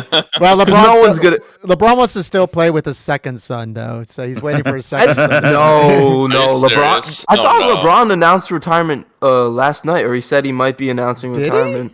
Did he? Let me Yeah. look this up. LeBron? That'd be LeBron big might be news. retiring. No, that'd be don't breaking know. news. That'd be breaking. That That'd would be be big breaking. news. I would have I heard. would've- I would have heard Dude, of it it. was- Yeah. then maybe it was AI. Yeah. It must. Yeah. No. All I say is LeBron news. He said, LeBron I don't have- James Yeah, goes wild over wife. Exactly. I He googled said, I LeBron don't, news. someone Yeah, asked him how he much did. longer he's gonna play, and he said, I don't have an answer. I'm telling you, You do- he's you do waiting it- till his second son His gets knees all professional. fucked up right now. He is, Wait, but his- I Second almost son bought is that. gonna I go, almost bro? bought that LeBron Barbie. supposedly his second son is actually like the more talented one than Bronny. The LeBron Barbie's being resold for like $150. You're gonna buy it. You're gonna buy it. No. How much? How much are you gonna buy the Barbie for? $40 or something like that? No, it's like 80 Well, to begin I mean, with. apparently we're only allowed to have 2 dolls. So pick your Oh, two yeah. wisely. Yeah. You can only have 2. Oh yeah. What do you mean? Two You only have dollars, two? 4 pencils. You're not Yeah. allowed to have more. You can't have Wait, 30. where's this for come from? fuck's Look, sake. look at all these dolls I got here. I already Yeah. broke the laws. And they're I don't gonna, even they're know gonna how- deport me. I have no idea how many pencils you motherfuckers are using, but Oh my you God. can't Yeah, have 250. both those, You can only both have of those 5. interviews were fucking crazy. They were. If anybody in the chat doesn't know, Trump basically people were talking about the high cost of or reporters were talking about the high costs of everything, and he starts talking some random shit about how women or girls should only need $2 or something like that because I Baby forgot girls how- of 11 should only have 2 dolls. Yeah, They should I forgot how $30. crazy. I forgot how crazy it was. Like waking up every morning to something new during his first presidency. Because I was what? I I was stopped. I Dude, honestly first stopped. presidency, having I to was look at between that the shit. ages of 12 to 16. Yeah, Like Oh yeah. he's A lot like of people had amnesia. Yeah, People just Chris, forgot. if you haven't realized, like our age group is right now is like I think JP's what 45 or something. I just turned 39. Yeah. Happy birthday to Oh, me yeah. last Saturday. Oh yeah, happy belated birthday, dude. Yeah, thank you guys. Yeah, Thank you. good. Yeah, Wait a and second. then- Wait, when did you turn when? Saturday, April, May 3rd, May. May 3rd. Okay, I'm April 29th. I just turned 53. So Oh, I'm the oldest, I nice. think. Well, yeah, I know. Yeah. Look at I'm that. the old man. And then we have the youngest. We are Yadu, both who- Gen X, though. Yeah, you guys are Gen Gen X. Xers. You guys Gen X. Yeah, I'm we're like Gen X. Yeah, beginning yeah. millennial. Gabe is You tail guys end created. millennial. You guys Yadu created just turned emails. 21 in October last year. Thank you for that. Right on. Thank you for creating emails. But let's There- go back there to was a gaming. You great- guys created Nirvana. Yeah, You guys let's go back created to gaming. Nirvana. What are we talking about? Yeah, let's go Gaming, back we to can gaming. gaming. Yeah. Yeah. What's your All right, Okay, so I- hold on. Chris? So Tell me, what's your let's plan? get the lay of the land here. What are the games that you play? Okay, I Yeah. just finished Assassin's Creed Shadows. Okay. My second What? playthrough. You played Love through that it? game. My How long favorite was it? video game of all time is The Last of Us. The Last Parts of Us. 1 and 2. Oh, I was gonna ask Let's how go. you Yes. if you Good like The game. Last of Us as a gamer who's been in The Walking Dead. Oh God. Yeah. Here's the thing. Here's the thing about The Last of Us that I love, and I Right. love it about the show too, and I love that they made the show.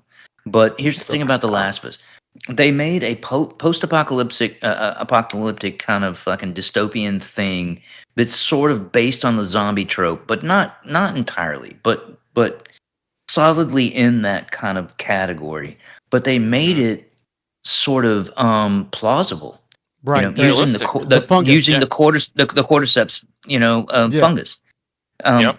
So you're infected. You're not dead. You're infected, and so the fungus takes over your body and grows it and uses Right. it and whatever. I'd like to add a But- side so note. I that's, found that more plausible than any other scenario, and that's so something that I right loved there about was a the solid trope. series. Sorry, go Yeah. ahead, I think Yadu. the But- series was awesome because that scene they added, like there were scenes that were in the Don't talk series. about season that- 2 yet.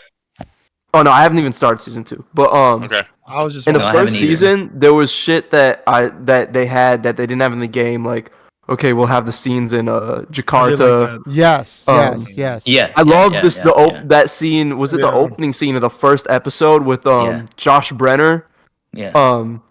And they have him Where he interviewing kind of the scientist. explained I thought that was awesome Global because that set like warming a and the fact that president. it's Yep. yeah. Yeah. Yo, I thought that was fucking amazing. Do you know what's funny? That Yeah. was my favorite part. Like That I just played, explains how the whole thing No. happened. I played I The love that. Last of Us, but when I saw the show, my favorite episode was that first episode, especially when you had the Yeah, Jakarta no. scene when the ladies literally Yeah. like bombed the whole city. Like that was Yeah, like, yeah. that was straight Yeah. off of like Chernobyl type of situation. I don't know. I was But talking scientists to. won't normally do that. what the show gave you that the game didn't give you was Yeah. a plausible idea of how it How this all happened. fucking came to pass. Right. And so like Like- because the game just gives you one night in Austin, Texas, where it just goes to shit, Right. But mean, so the- you don't know exactly how it happened, but you know it just. But what's great is I have found that I've never seen a show based on a video game that's ever like actually been sort of a symbiosis of the two things that play off of each other in a way that's beneficial to both. Like Right. if you've never played the game and you watch the show, you could play the game and be like, holy shit, this is fucking awesome. If you've never fucking watched the show but played the game, you can be like, holy shit, this explains more than the fucking game gave me.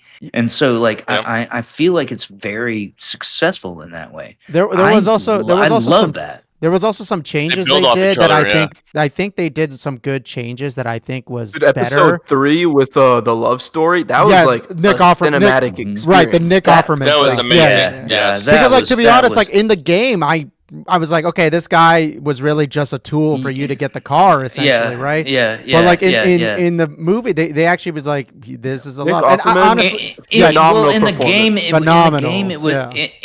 in the game, it was very dry, and you were Right. left to sort of just infer this relationship. But in the fucking in the show, they were like, these two people loved each other, Right. And then they you know, Honestly, I'm not a homophobe, so I have no problem with two men loving each other. So this whole relationship was The only especially people who didn't especially like when it's that the guy. episode were people who hate gay people. No, Like, no, no. yeah. Remember, it's There's Nick. always that. It's also Those Nick trolls, Offerman, who's you know? the face of all libertarians, apparently. Remember? Yeah, exactly right. yeah. Because of Parks and Which I Rec, never yeah. really understood Yeah. that, but yeah. Well, it's because of Parks and Rec. Parks and Rec. Parks and Rec Offerman- is Yeah. scared. Oh yeah. Oh, Yeah. okay. Oh yeah. Yeah. Well, But like I mean, every I think every he's a nice libertarian like fucking like loves the guy and like doesn't know this guy is definitely not for their cause. You know, he's just an not at actor. all. He's just Yeah, actor yeah. playing a villain. And honestly, Nick Offerman is actually a very good friend of my best friend Sean Bridgers. So he's Oh, a yeah. friend Oh, of a cool. friend. Yeah. nice. Nice. Yeah. But I mean, I love that fucking game. I think the game is fucking amazing. Another game that I really fucking love is Oblivion. And I'm not There it sure is. I'm not sure that this remastered version is Oh, what I want it to be. oh, here's a spicy Mm. take. Okay, how come? Not enough bugs. Well, I Just- see. I Not- just No, started it. not enough crashes? I just got out of the cave. No. Oblivion The is dungeons. dude. If you've ever played any kind of Bethesda game, you know They're all that yes. you're gonna get I that played. shit. I played all of them. Except Starfield, You know, I couldn't finish. yeah. Any Sorry, Bethesda game, sorry, you're gonna JP. get that shit. It's the level scaling that's fucked up. It's like Oh, I heard they fixed They it. fixed it. you better find the main quest that you need to fucking find quick and do it while you're low level. Otherwise, it's gonna make your fucking game experience a goddamn nightmare. Here, Oh, we It's got, just, we got, see it's what you're just saying. fucking We it's got- gonna be horrible. we got chat. We got chat saying the game crashed like 5 times on me. Immersion broken. Fuck Kavach. Oh wow. Oh, Yes. my God. Yes, that. Yes. What's funny is I mean, and- the game. and- the only and- the and game only God crashed me forbid- once. By the And way, God forbid, if you get beyond level 10 and become a vampire inadvertently, Yeah. you are fucked because that goddamn quest is such a shitty fucking quest. yeah, guys. It's Wait, what's wrong with being a It was vampire? shitty then, it's shitty now. Yeah, It's but- just- by the way- oh my god. Just a tip, pro tip for all the people in chat playing Oblivion. If you guys do encounter vampires, make sure you have what was it, cure disease. So before you turn full vampire, you can use a potion of cure disease, and it'll take that away from you. But if you Yeah, turn but vampire, most people don't have it. exactly. If you turn Yeah, and most vampire, people then don't- it's too late. That's the fucked up thing about Oblivion, though, is that you can sleep in the fucking wild, and you don't know. You have no fucking idea that a vampire ate you during the night, and so Right. all of a Ate sudden you? you're like, the sun Yeah. is hurting me. What is happening right Yeah, now? yeah, yeah. Oh, You'll man. check. You'll Yeah. check your thing, and suddenly you have like there's a term. There's a word for the actual like disease that you get when you get. Like, Yeah. Like all it takes is it sucks too. All it takes is you fighting a vampire. Like they don't even bite you. If they hit you, you get it. Yeah. Like it's yeah. really It's, it's ugly. Oh, That wow. reminds Have me- you yeah. Yeah. have Check you out. been cursed? Like, can you cure it or what? Well, that's what I'm saying. Like what before it's like when you get attacked by a vampire, it'll say that you got this like disease. I forget what they called the disease, but if you had the cure I think disease, it's like vampirism or something, isn't it? no, it was I think named. it's- No, it was named something like specifically, like something hemo, something like blood. Oh thing. yeah. Yeah. It's yeah. Yeah, It's so- a blood related. Right. Oh, So- blood so- disease, okay. Yeah, so then you have to do the cure Oh, poison. Like if you have the cure Por- thing, it'll cure it. But Porphyric hemophilia. there it is. He got Oh, it. wow. There it Yeah, is. So you What want kind you of want to keyboard you want there? to cure Holy that shit, before, yeah. but you only got 3 days. So 3 of the video game days. 3 video game Yeah. days. If you don't cure it by then, you become full vampire, and then you have to Yeah. do like a long ass quest to cure that. So And the thing is Yeah. that you can actually there are ways that you can maximize the vampire power and be really good at being a vampire in the game, but it's just not fucking worth it. no, it's not worth it. You can't. It's just Daytime not hurts worth you. it. It's You like- know that's yeah, yeah. It's like, okay, I'm gonna wait for a day until I start doing shit, and Right. wait. And you only till have a night. you only have Yeah. a few hours Yeah. at nighttime to do stuff. Yeah, it's not. It's not fun. yeah. So It's just- pro it's pro just tip not- pro yeah. tip of everybody playing. It's a Oblivion. typical role playing game. Like if you want to role play as a vampire, you could do it. I have a Speaking question. of vampires, speaking of vampires, Chris, did you see Sinners? What's that? Did you see Sinners? I've been hearing good things about it. No, I haven't. Not yet. Oh. No. But I haven't seen it either yet. I strongly recommend it. I strongly recommend seeing it in theaters because the sound design is crazy. Ludwig No, it's Göransson good. went Really? crazy. As well. Yes. No Yeah, shit. yeah. I mean, I'm a big fan of sound design. One of my favorite things about the new Dune films, I love Dune. The sound is Denis amazing. Villeneuve. It's the sound main design character. in Denis Villeneuve's movies. The main character's Throat, fucking dude, the is. Sardaukar They're throat so good. singing was awesome. Yeah. I loved how my they opened God, with that. Yes. Yes, the deep bass. It's not. Oh my Did God. he use they're so Did he use good. the same sound designer that did Blade Runner 2049? Because I love the fucking sound of Blade Runner 2049. I'll look it up. I mean, Yeah, I let me just look it I up. think if I could Oh, it's work It's for Hans Denis, Zimmer. It's Denis Hans Villeneuve. Zimmer. Okay. Well, Hans Zimmer is a Fantastic. goddamn legend. Well, no, Hans So, Zimmer did speaking of Dune. Denis, Sorry, he said Dune. but- He's making yeah. Rendezvous with Rama, which is going to be the most impossible movie to make. Who? And I'm Dude, so that curious how novel he's going to do is that. one of the best fucking science fiction novels of all time. Well, I Yeah, mean, it everyone is. said Dune was unadaptable, and then he did it. So if Yep. anyone's He gonna did do it. it, it's gonna Yeah. be him. He did it. Yep. He did it in spectacular fashion. Yeah, he in did my it. opinion. much it much blew me ba- away. much better than David Lynch's Yeah. version. If you guys ever watched David Oh Lynch's, no! Look, Is that the one where I've seen all Sting's the in it? versions. Is that the one with Sting? yeah, Yes. Sting, yeah, yes, yeah. yes, It's yes. the one in Sting. Yeah, he But was a here's the thing, Harkonnen. Here's the thing. I think he did a decent version with that fucking film, but Denis Villeneuve took it to the fucking next level. Oh yeah. Oh my He was like, gosh. "Here's how you Like- do it. Here's I how mean, you actually Look, do here's it." the here's the here's the like. I'm a Dune nut job. Like I've Oh read my the books God! 3 times. What a fucking amazing and, set of films! like And I can't wait to see the it's like, third wow. version. Yeah, Oh, yeah. God. But hold on, JP, hold on. So you read the book 3 times though, but have you seen David Yeah. Lynch's version, JP? Yes, Yeah, I've seen his version and the Sci-Fi Channel version. right. Sci-Fi Channel version And- was superior. I'm just saying that right now. David Lynch's thing, Story-wise, it covered the entire story. Which yeah, is but great. like Lynch's Yeah. thing like took things way too literally though. Like he actually had like Well, a weapon he- that used my voice as the like what the Yeah, fuck? that Yeah. that Yeah. made no sense to me whatsoever. Right, The- exactly. The weirding way and all the bullshit. Use Yeah, a it just ended up device being a instead of weapon. using, like, oh, we're that had move nothing to fast. do with the books. That Right, was- exactly. He was exactly. taking Yeah. things too literally. That was the problem with Lynch's version, yeah. right? Yeah. Villeneuve though, like Villeneuve is actually taking it from the viewpoint of the politics right. of the whole thing. It's the Bene Gesserit against the emperor against Against like Which is guild- really the story. Spacing Guild and the Landsrad. The Landsrad. Well, here's the thing. Yeah. That my one criticism Spacing Guild. of Yeah. Villeneuve's of stories so far, and I think he's going to solve this in the third film, is that he hasn't really involved the Spacing Guild, which Oh, is I was just talking about, yeah. literally like that if you is- read the books.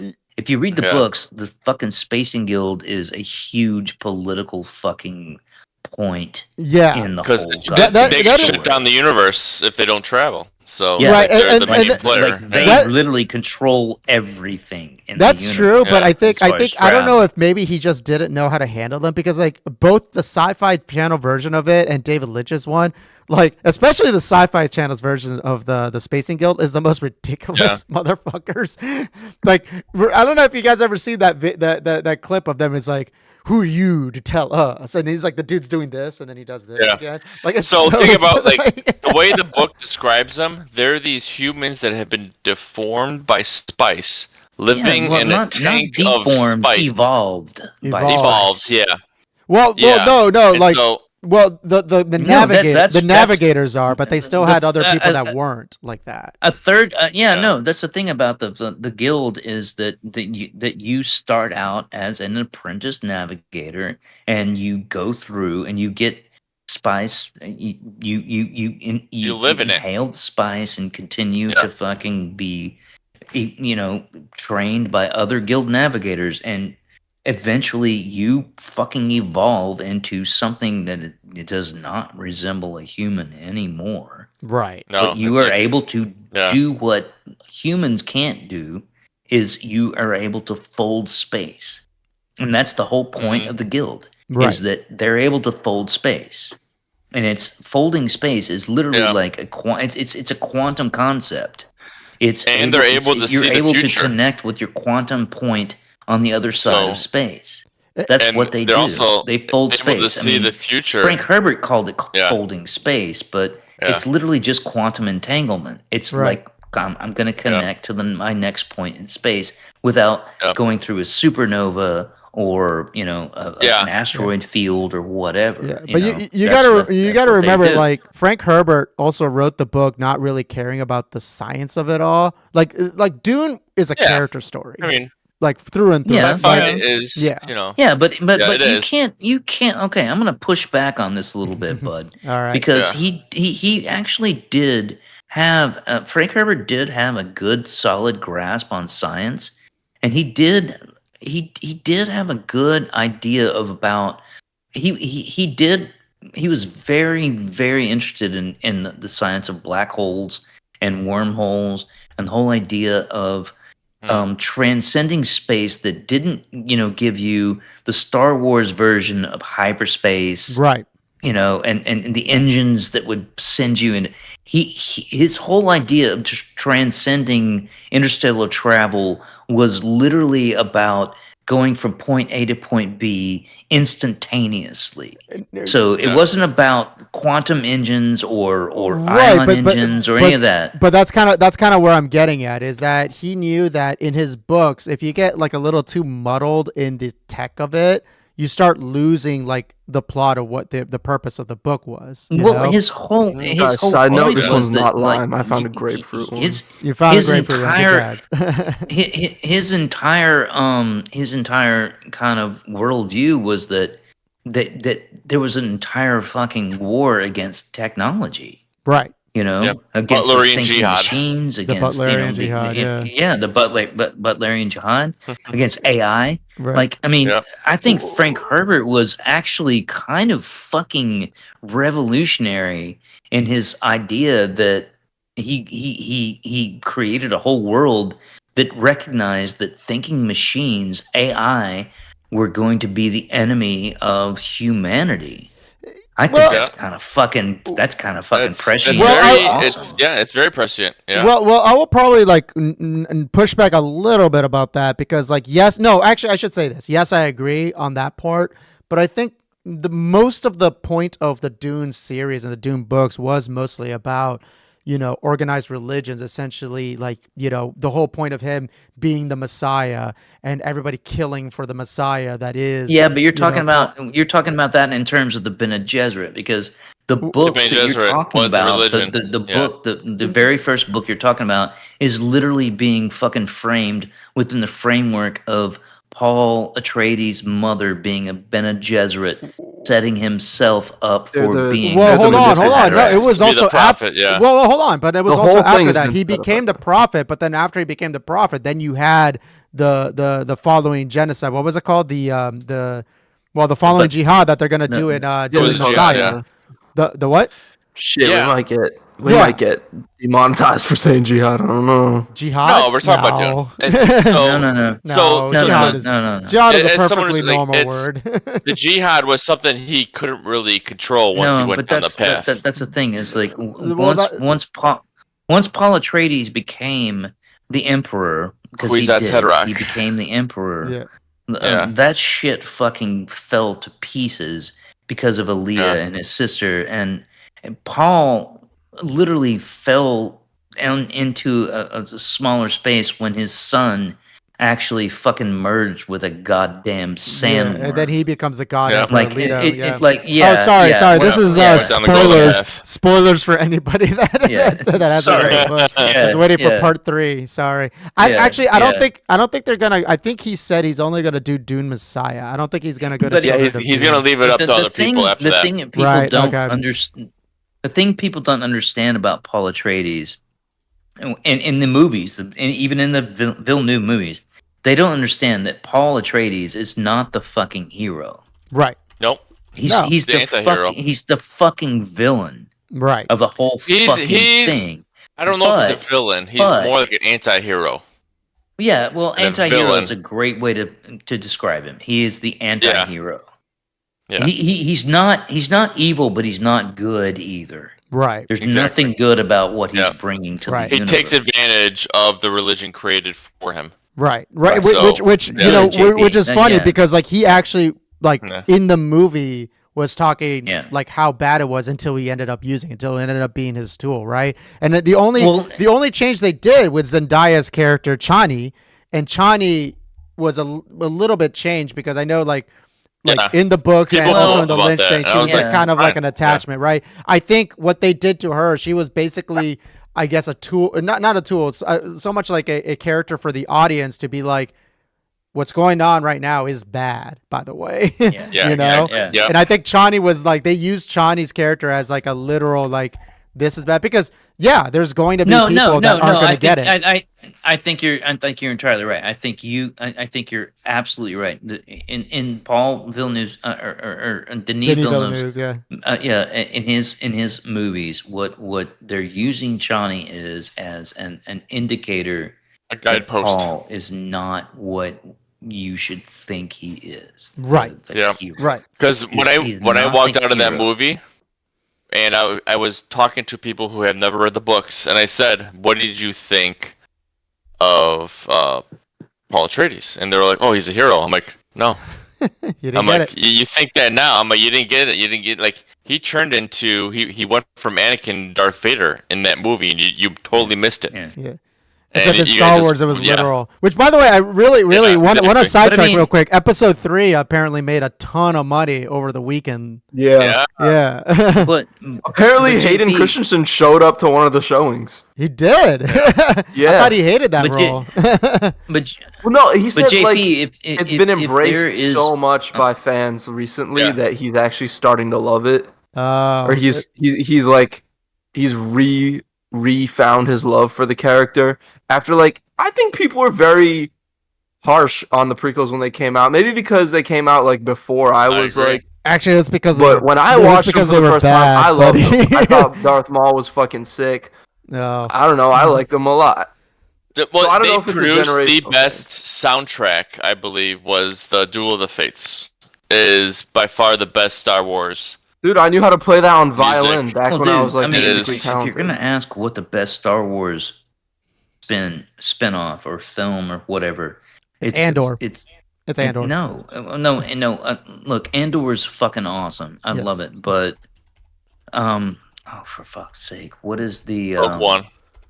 Yeah, Rogue One. That's the best fucking film. If you're talking No, about no, no, no, film, Stop. I'm not talking about spin-off movies. I'm not talking about fucking series. yeah. I'm just talking about the fucking spin-off films. Rogue One is solidly as someone who loves fucking film. Right. That fucking film is the best of all the Star Wars films. Okay, look, I'll push back a little bit about this because yes, I'm gonna say out of the spin-off Revenge movies, of the it probably Sith is the better best one. movie. But Rogue One was incredibly frustrating for me, and it was frustrating. Okay, well, There was let a me lot. ask you this. Well, hold on. So like the things that were frustrating was that you can tell there was like a change of guard when it came to like because there was a difference in directors. Gareth Edwards was in it, and I think they had to finish it off with someone else, yeah. right? And you I'm can with tell you, like I'm there with was you. some stuff that just made no sense. Like okay, Forrest Whitaker's character. I fucking loved him in Andor, not in Rogue One. In Rogue One, he was just a crazy dude, and he has a tentacle monster for some reason. No, he was like- he was psychologically fucking fucked, and he was done. Well, but that's the thing. Like, you don't. why you didn't You would not recognize know that about him? But you would He was not like know a- that he was if like you a didn't see leftist of Rebels or you space. didn't see Clone Wars or something You like you that. no, Yeah. but I That's knew good that acting. about him in watching Rogue One. I saw a man who was Gerrera. fucking done. Saw Gerrera. with Yeah, life. thank you, Yadu.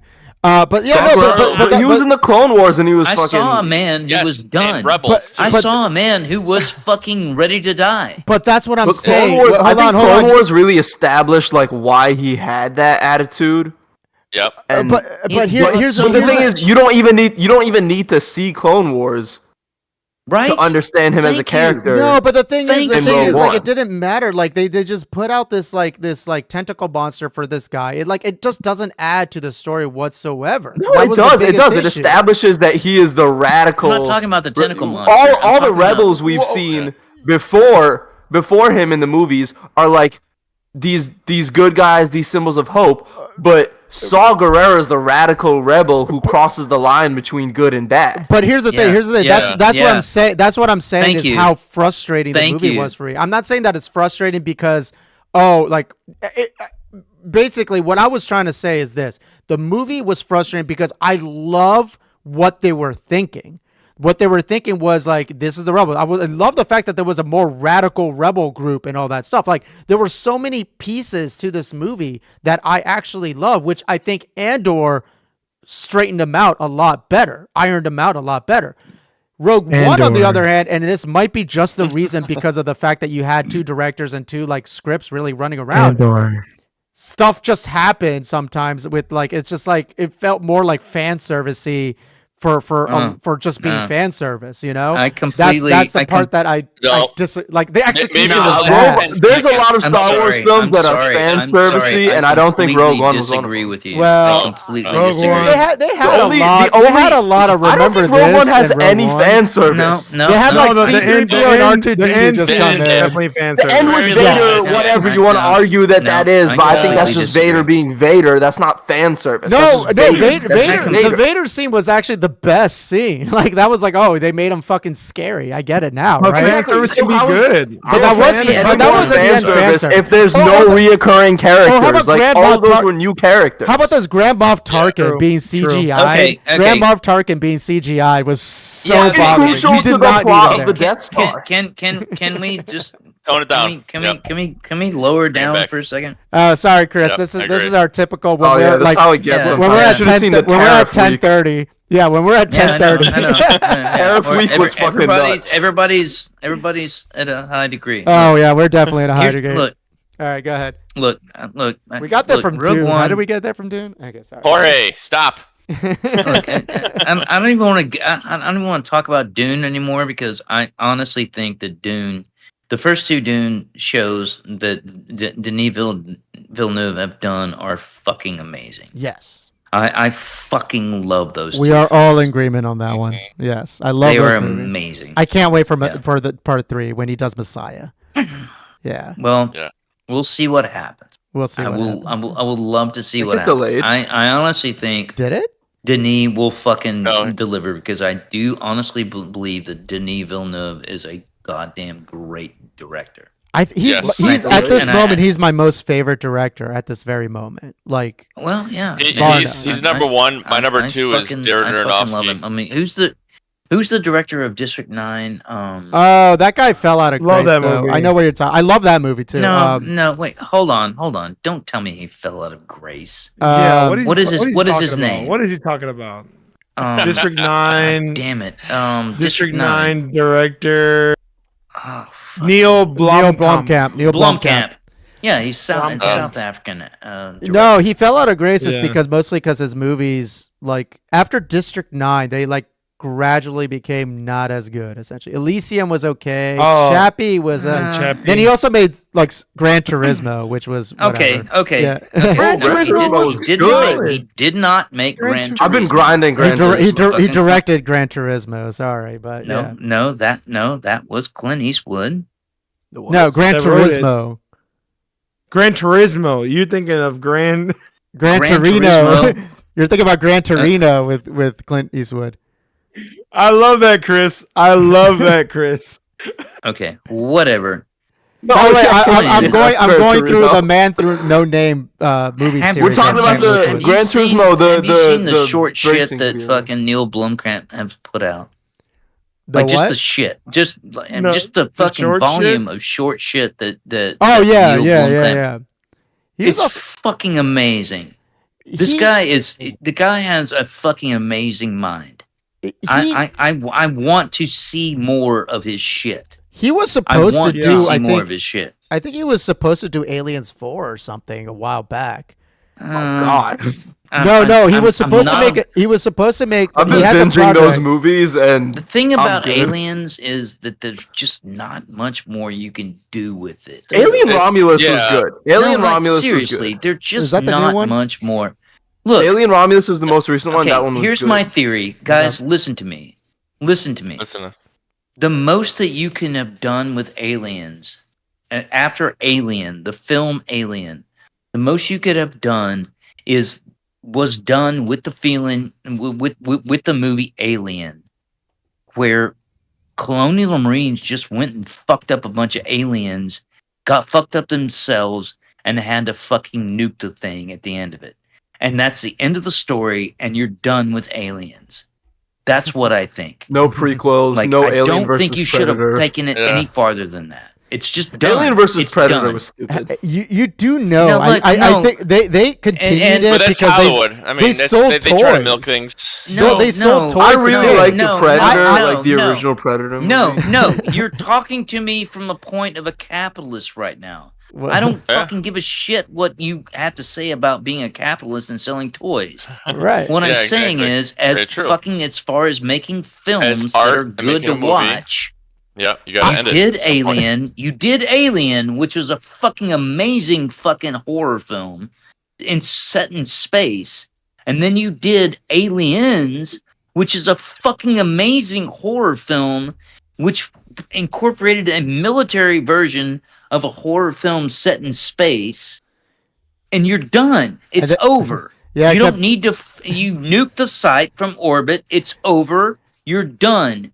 Don't do it anymore. That's the story. except they kept doing except it. David Fincher came with Alien 3. Yeah, I know. David Yeah, Fincher, I the know. same Look, David no, Fincher that made the Dune movie. Yeah, dude, trust me. Oh, No, by the way, David Fincher. David Yeah. Fincher's a producer, but don't get me started on producers. Oh, bro. I'm sorry. Oh no, I'm wrong. God, I'm stupid. I just why do I always No, keep no, mixing no. David I'm just Fincher with saying. David Lynch. I don't know why I keep doing that. Sorry. Well, the point is, Fincher it doesn't made Fight matter. Club.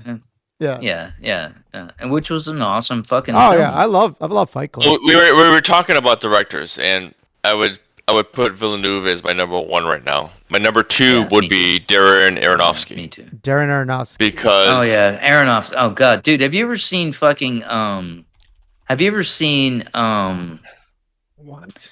Oh my god, it's one of my favorite. they're Fucking so films of all like time. they're disturbing and human at the same time, and it's Have just you ever like, seen? they're real. The not, is it called The Well? The Fountain. Not The Well, The Fountain? The Fountain. The Fountain. That's one of Have you my. ever That's seen my favorite Aronofsky's movie of Fountain? his. Yeah, I have that on DVD, and it's the My one DVD God, I dude. still kept. That makes because me cry every time I see Every- it. And the thing yes. is, here's the thing: it's just, I lost my beautiful. girlfriend of Visually, 19 too. years. Oh. I lost my girlfriend of 13 years recently Oh, from sorry to hear. cancer. Oh, sorry to hear. I think. I think about this a lot. It's like I could see how that like, relates, man. when I lost her, or when she was diagnosed, I started going through these YouTube videos of near-death experiences and just sort of kind of trying to explore the concept of dying, right? Like what it is to die, what it is to be dead, and what might happen next. And I remember this fucking film as being something that really fucking resonated with me. And there's another film. Have you guys ever seen that film, What Dreams May Come? Oh my God, That was Robin with, Williams is Robin Williams. Robin Yeah. Williams. Yeah, that scene where he goes to hell and Yeah, gets his wife yeah. back, fucking Yeah. the biggest he's- tear-jerking moment in history. It's about creating Wait, your you own spoiled it. reality. I don't know what that yeah, is. Yeah. Oh real my quick God. for chat, that movie is Robin Williams' character dies, and he essentially it goes to heaven, but he finds out his wife's soul is actually in hell Yeah. because she killed herself after he died and his kids died. Yeah. And the whole movie and is then he has basically- to go. He has to go after her to fucking rescue her. Right, From he wants to suicide. rescue her soul from Yep. from It is- hell.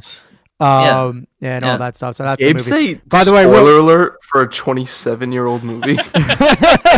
No, Dude, it's watch good. it. I'm sorry. Dude, I'm it's sorry. also- Is that a problem that Yeah. I'm fucking I referencing think the 27-year-old movie- movies? I think we spoiled all of I'm Dune sorry. now. But he's I'm saying sorry. It was a Oh, problem. Okay, I was saying Now, let by- me by just the be way- very. Let me be very clear. I'm 53 years old, son. I'm gonna That's like remember Gabe the said movies from a spoiler long alert, and I was time like, ago. well, no, Gabe said I'm spoiler younger alert, and I than- was yeah, like, no, you're younger I was like, than Gabe's, me. You know? Gabe saying spoiler alert for a 27-year-old movie. Yeah, it's But- Yadu's making fun of that. Real quick, chat says George Romero is their favorite director and when they said about what happens after you die, they say zombies. That's what chat is saying right now. Yeah. Well, Yeah. chat George is Romero. full of shit, and it's Oh not damn! zombies. Sorry, Slow Cook Live. You're Chat full needs, of shit. chat needs to fucking get its shit together. But yeah, if you haven't seen What Dreams May Come, you have to watch it. It's a because good it movie. It's is- a Yeah, fucking I'll recommend beautiful it. It's a great fucking movie. movie. It's a It's a top 5 beautiful movie of all fucking time. movie. They I think what's interesting is. is how they imagined heaven being a painting, essentially, if I remember correctly, that movie. Yeah. Well, it's your own their painting. Your own is a painting, part- yeah, Your yes, painting, yes. yeah. Painting is a Right. part of it, but it's Yeah. it's about him creating his own world because he's Mhm. in his own space in fucking the afterlife.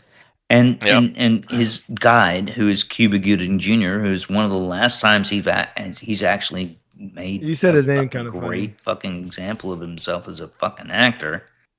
He fucking Yeah. says, this is what you do. You fucking create your own reality. Right. Here, Yep. this is what What you hap- do. Just, Yeah. What happened just to Cuba Gooding imagine Jr.? it, and it will be. Hey, you got us in And- trouble. And the truth is No. that that's a fucking beautiful goddamn concept. It was. It It was. is. It It was. was- It was an interesting was- movie for sure. Someone. Yeah. Hold on. What were we gonna say? was Well, real quick, beautiful. I did want to mention George Romero is a great director, by the way. Like his Mad Max series, especially Fury Road, like was one of the best cinematographies like- out there. It's like, beautiful. Yes. Yeah. I beautiful. was Well, not Fury big on the Road movie. really is fucking amazing. Yeah. That's Yeah, the one where I'm yeah, going to yeah, it's- diverge. it's- You want to diverge? You don't like Like- that movie? You didn't like it? Well, it's not like I didn't like it. Like Ooh. it's like I feel like movies that are just non-stop action violence just don't get me anymore. Oh. It's just like No, when you I'm have, kind of, like- I'm kind of with JP. Look, Yeah. I recognize that they're fucking amazing, and they look fucking beautiful. They really Mhm. do. They look fucking beautiful. I mean, they're fucking amazing. But I just don't give a shit. I just don't I feel care. like I'm watching the same movie recycled with like Yeah, a, I don't. I a just s- don't a fucking slightly different care. story. I And it's you like, know, okay. I guess I will only just end it with saying like basically the cinematography is masterful in which how they are able to do all this Yeah. action and just keep your eyes. Yeah, It's not like a yeah. mess like Transformers or Like- any of those stuff. Like they knew how purposely like to keep the eye where it needs to be and everything, like from scene to scene to scene. It's one of the best. Michael Bay Transformers like, movies shot are so movie. funny though. Oh, they're just oh my god. George They're so Romero didn't stupid direct that I Mad love Max. them. Like Oh, Shia I'm LaBeouf being stupid. just a spaz. I'm sorry, chat. Yes, George Miller is who did Mad Max. I'm sorry. I'm the dumb. George Romero was a zombie, guys. George Miller is Mad Max. I'm sorry.